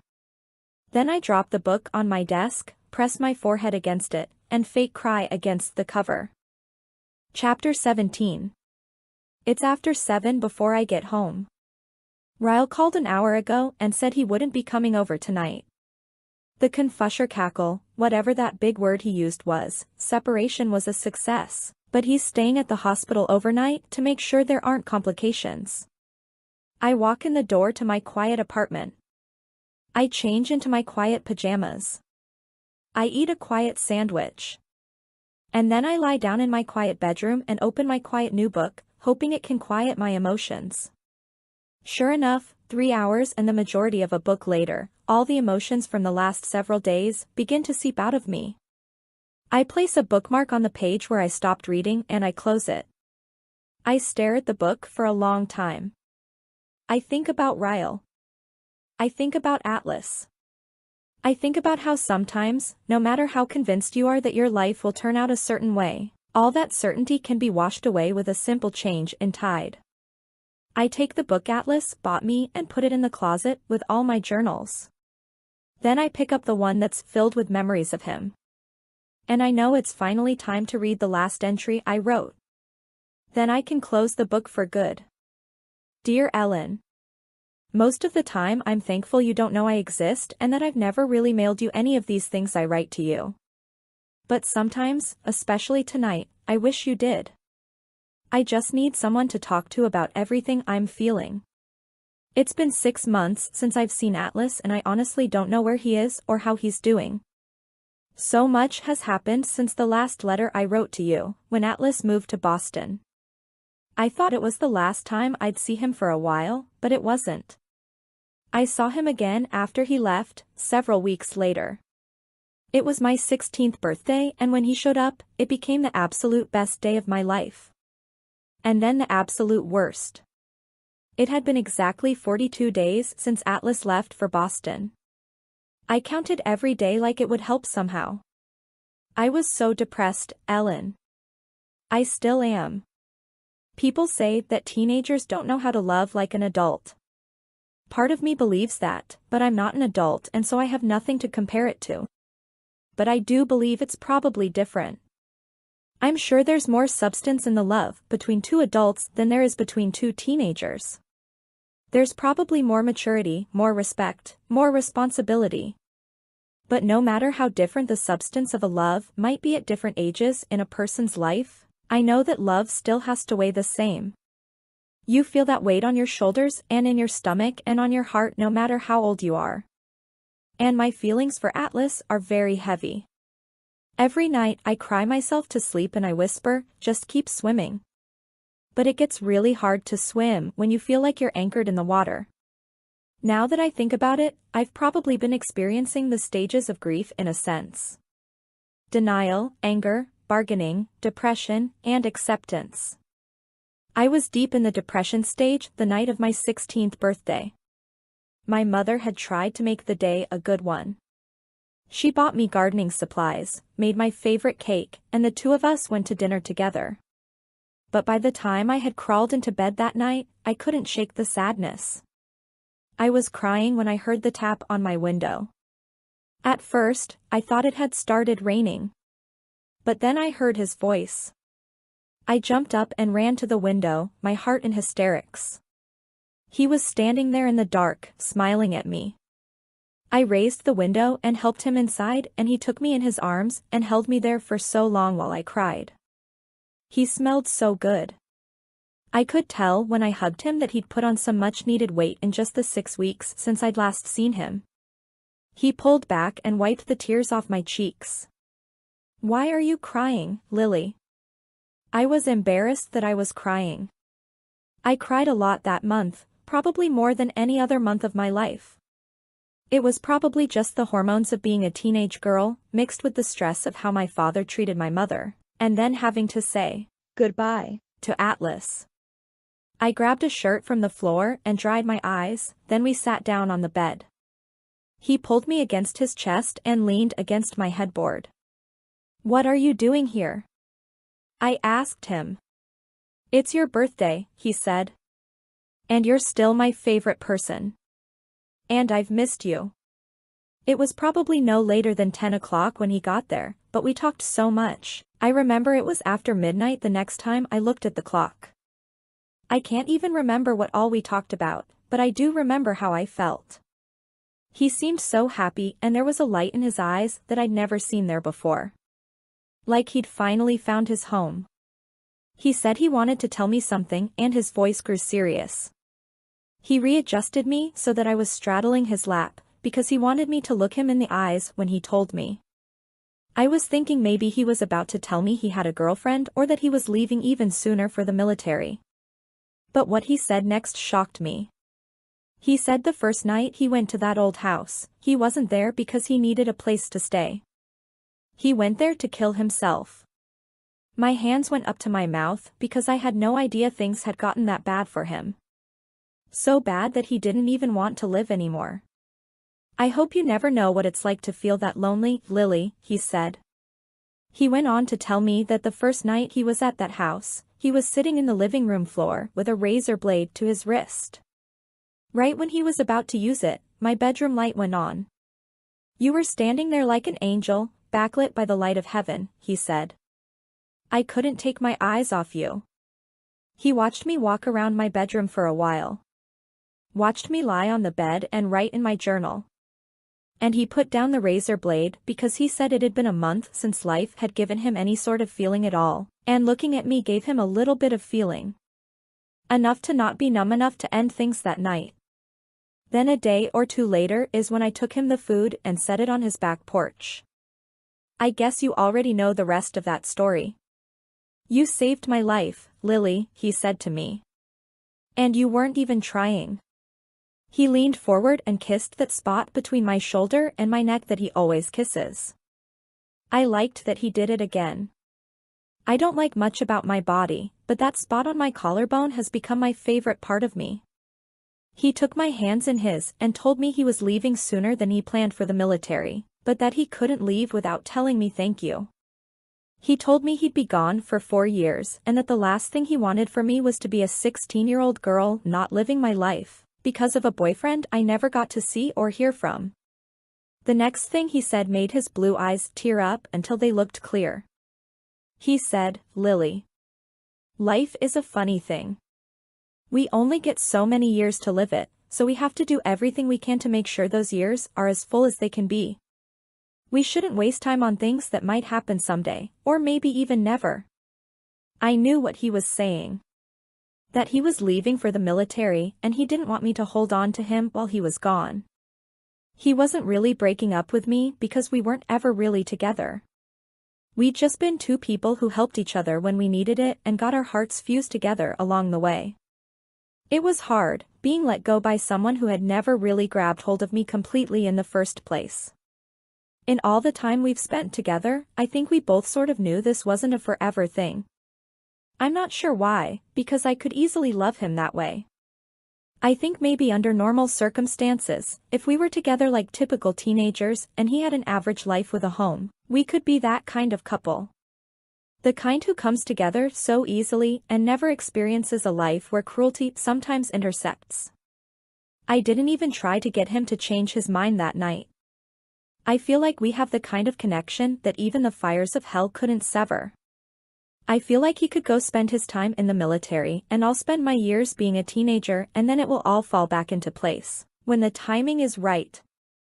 I'm going to make a promise to you, he said. When my life is good enough for you to be a part of it, I'll come find you. But I don't want you to wait around for me because that might never happen. I didn't like that promise, because it meant one of two things. Either he thought he might never make it out of the military alive, or he didn't think his life would ever be good enough for me. His life was already good enough for me, but I nodded my head and forced a smile. If you don't come back for me, I'll come for you. And it won't be pretty, Atlas Corrigan. He laughed at my threat. Well, it won't be too hard to find me. You know exactly where I'll be. I smiled. Where everything is better. He smiled back. In Boston. And then he kissed me.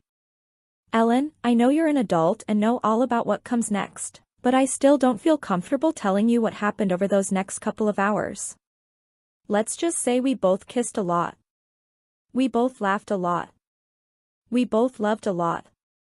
We both breathed a lot. A lot. And we both had to cover our mouths and be as quiet and still as we could so we wouldn't get caught. When we were finished, he held me against him, skin to skin, hand to heart.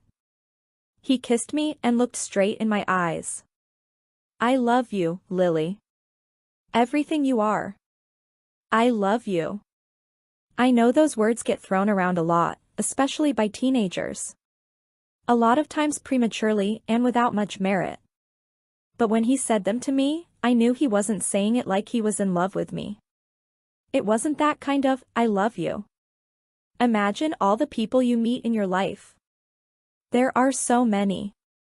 They come in like waves, trickling in and out with the tide.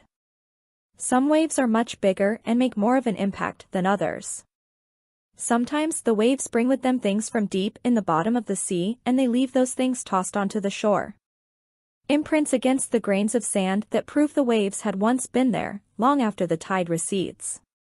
That was what Atlas was telling me when he said, I love you. He was letting me know that I was the biggest wave he'd ever come across.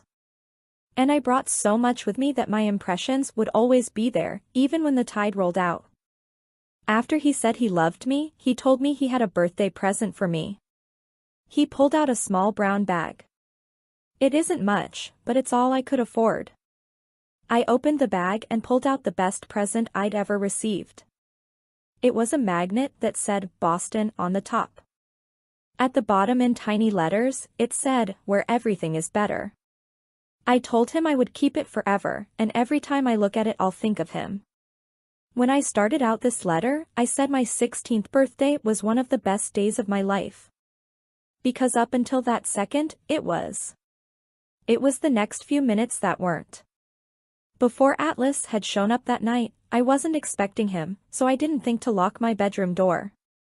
My father heard me in there talking to someone, and when he threw open my door and saw Atlas in bed with me, he was angrier than I'd ever seen him. And Atlas was at a disadvantage by not being prepared for what came next. I'll never forget that moment for as long as I live. Being completely helpless as my father came down on him with a baseball bat. The sound of bones snapping was the only thing piercing through my screams. I still don't know who called the police. I'm sure it was my mother, but it's been 6 months and we still haven't talked about that night. By the time the police got to my bedroom and pulled my father off of him, I didn't even recognize Atlas, He was covered in so much blood. I was hysterical. Hysterical. Not only did they have to take Atlas away in an ambulance, they also had to call an ambulance for me because I couldn't breathe. It was the first and only panic attack I've ever had. No one would tell me where he was or if he was even okay. My father wasn't even arrested for what he'd done. Word got out that Atlas had been staying in that old house and that he had been homeless. My father became revered for his heroic act, saving his little girl from the homeless boy who manipulated her into having sex with him. My father said I'd shamed our whole family by giving the town something to gossip about. And let me tell you, they still gossip about it. I heard Katie on the bus today telling someone she tried to warn me about Atlas. She said she knew he was bad news from the moment she laid eyes on him. Which is crap. If Atlas had been on the bus with me, I probably would have kept my mouth shut and been mature about it like he tried to teach me to be. Instead, I was so angry, I turned around and told Katie she could go to hell. I told her Atlas was a better human than she'd ever be, and if I ever heard her say one more bad thing about him, she'd regret it. She just rolled her eyes and said, "Jesus, Lily. Did he brainwash you? He was a dirty, thieving homeless kid who was probably on drugs. He used you for food and sex and now you're defending him?" She's lucky the bus stopped at my house right then. I grabbed my backpack and walked off the bus, then went inside and cried in my room for 3 hours straight. Now my head hurts, but I knew the only thing that would make me feel better is if I finally got it all out on paper. I've been avoiding writing this letter for 6 months now. No offense, Ellen, but my head still hurts. So does my heart. Maybe even more right now than it did yesterday. This letter didn't help one damn bit. I think I'm going to take a break from writing to you for a while. Writing to you reminds me of him and it all hurts too much. Until he comes back for me, I'm just going to keep pretending to be okay. I'll keep pretending to swim, when really all I'm doing is floating. Barely keeping my head above water. Lily. I flip to the next page, but it's blank. That was the last time I ever wrote to Ellen. I also never heard from Atlas again, and a huge part of me never blamed him. He almost died at the hands of my father. There's not much room for forgiveness there. I knew he survived and that he was okay, because my curiosity has sometimes gotten the best of me over the years and I'd find what I could about him online. There wasn't much, though. Enough to let me know he'd survived and that he was in the military. I still never got him out of my head though. Time made things better, but sometimes I would see something that would remind me of him and it would put me in a funk. It wasn't until I was in college for a couple of years and dating someone else that I realized maybe Atlas wasn't supposed to be my whole life. Maybe he was only supposed to be a part of it. Maybe love isn't something that comes full circle. It just ebbs and flows, in and out, just like the people in our lives. On a particularly lonely night in college, I went alone to a tattoo studio and had a heart put in the spot where he used to kiss me. It's a tiny heart, about the size of a thumbprint, and it looks just like the heart he carved for me out of the oak tree. It's not fully closed at the top and I wonder if Atlas carved the heart like that on purpose. Because that's how my heart feels every time I think about him. It just feels like there's a little hole in it, letting out all the air. After college I ended up moving to Boston, not necessarily because I was hoping to find him, but because I had to see for myself if Boston really was better. Plethora held nothing for me anyway, and I wanted to get as far away from my father as I could. Even though he was sick and could no longer hurt my mother, he still somehow made me want to escape the entire state of Maine, so that's exactly what I did. Seeing Atlas in his restaurant for the first time filled me with so many emotions, I didn't know how to process them. I was glad to see that he was okay. I was happy that he looked healthy. But I would be lying if I said I wasn't a little bit heartbroken that he never tried to find me like he promised. I love him. I still do and I always will. He was a huge wave that left a lot of imprints on my life, and I'll feel the weight of that love until I die. I've accepted that. But things are different now. After today when he walked out of my office, I thought long and hard about us. I think our lives are where they're supposed to be. I have Ryle. Atlas has his girlfriend. We both have the careers we'd always hoped for. Just because we didn't end up on the same wave, doesn't mean we aren't still a part of the same ocean. Things with Ryle are still fairly new, but I feel that same depth with him that I used to feel with Atlas. He loves me just like Atlas did. And I know if Atlas had a chance to get to know him, he would be able to see that and he'd be happy for me. Sometimes an unexpected wave comes along, sucks you up and refuses to spit you back out. Ryle is my unexpected tidal wave, and right now I'm skimming the beautiful surface. Part 2. Chapter 18.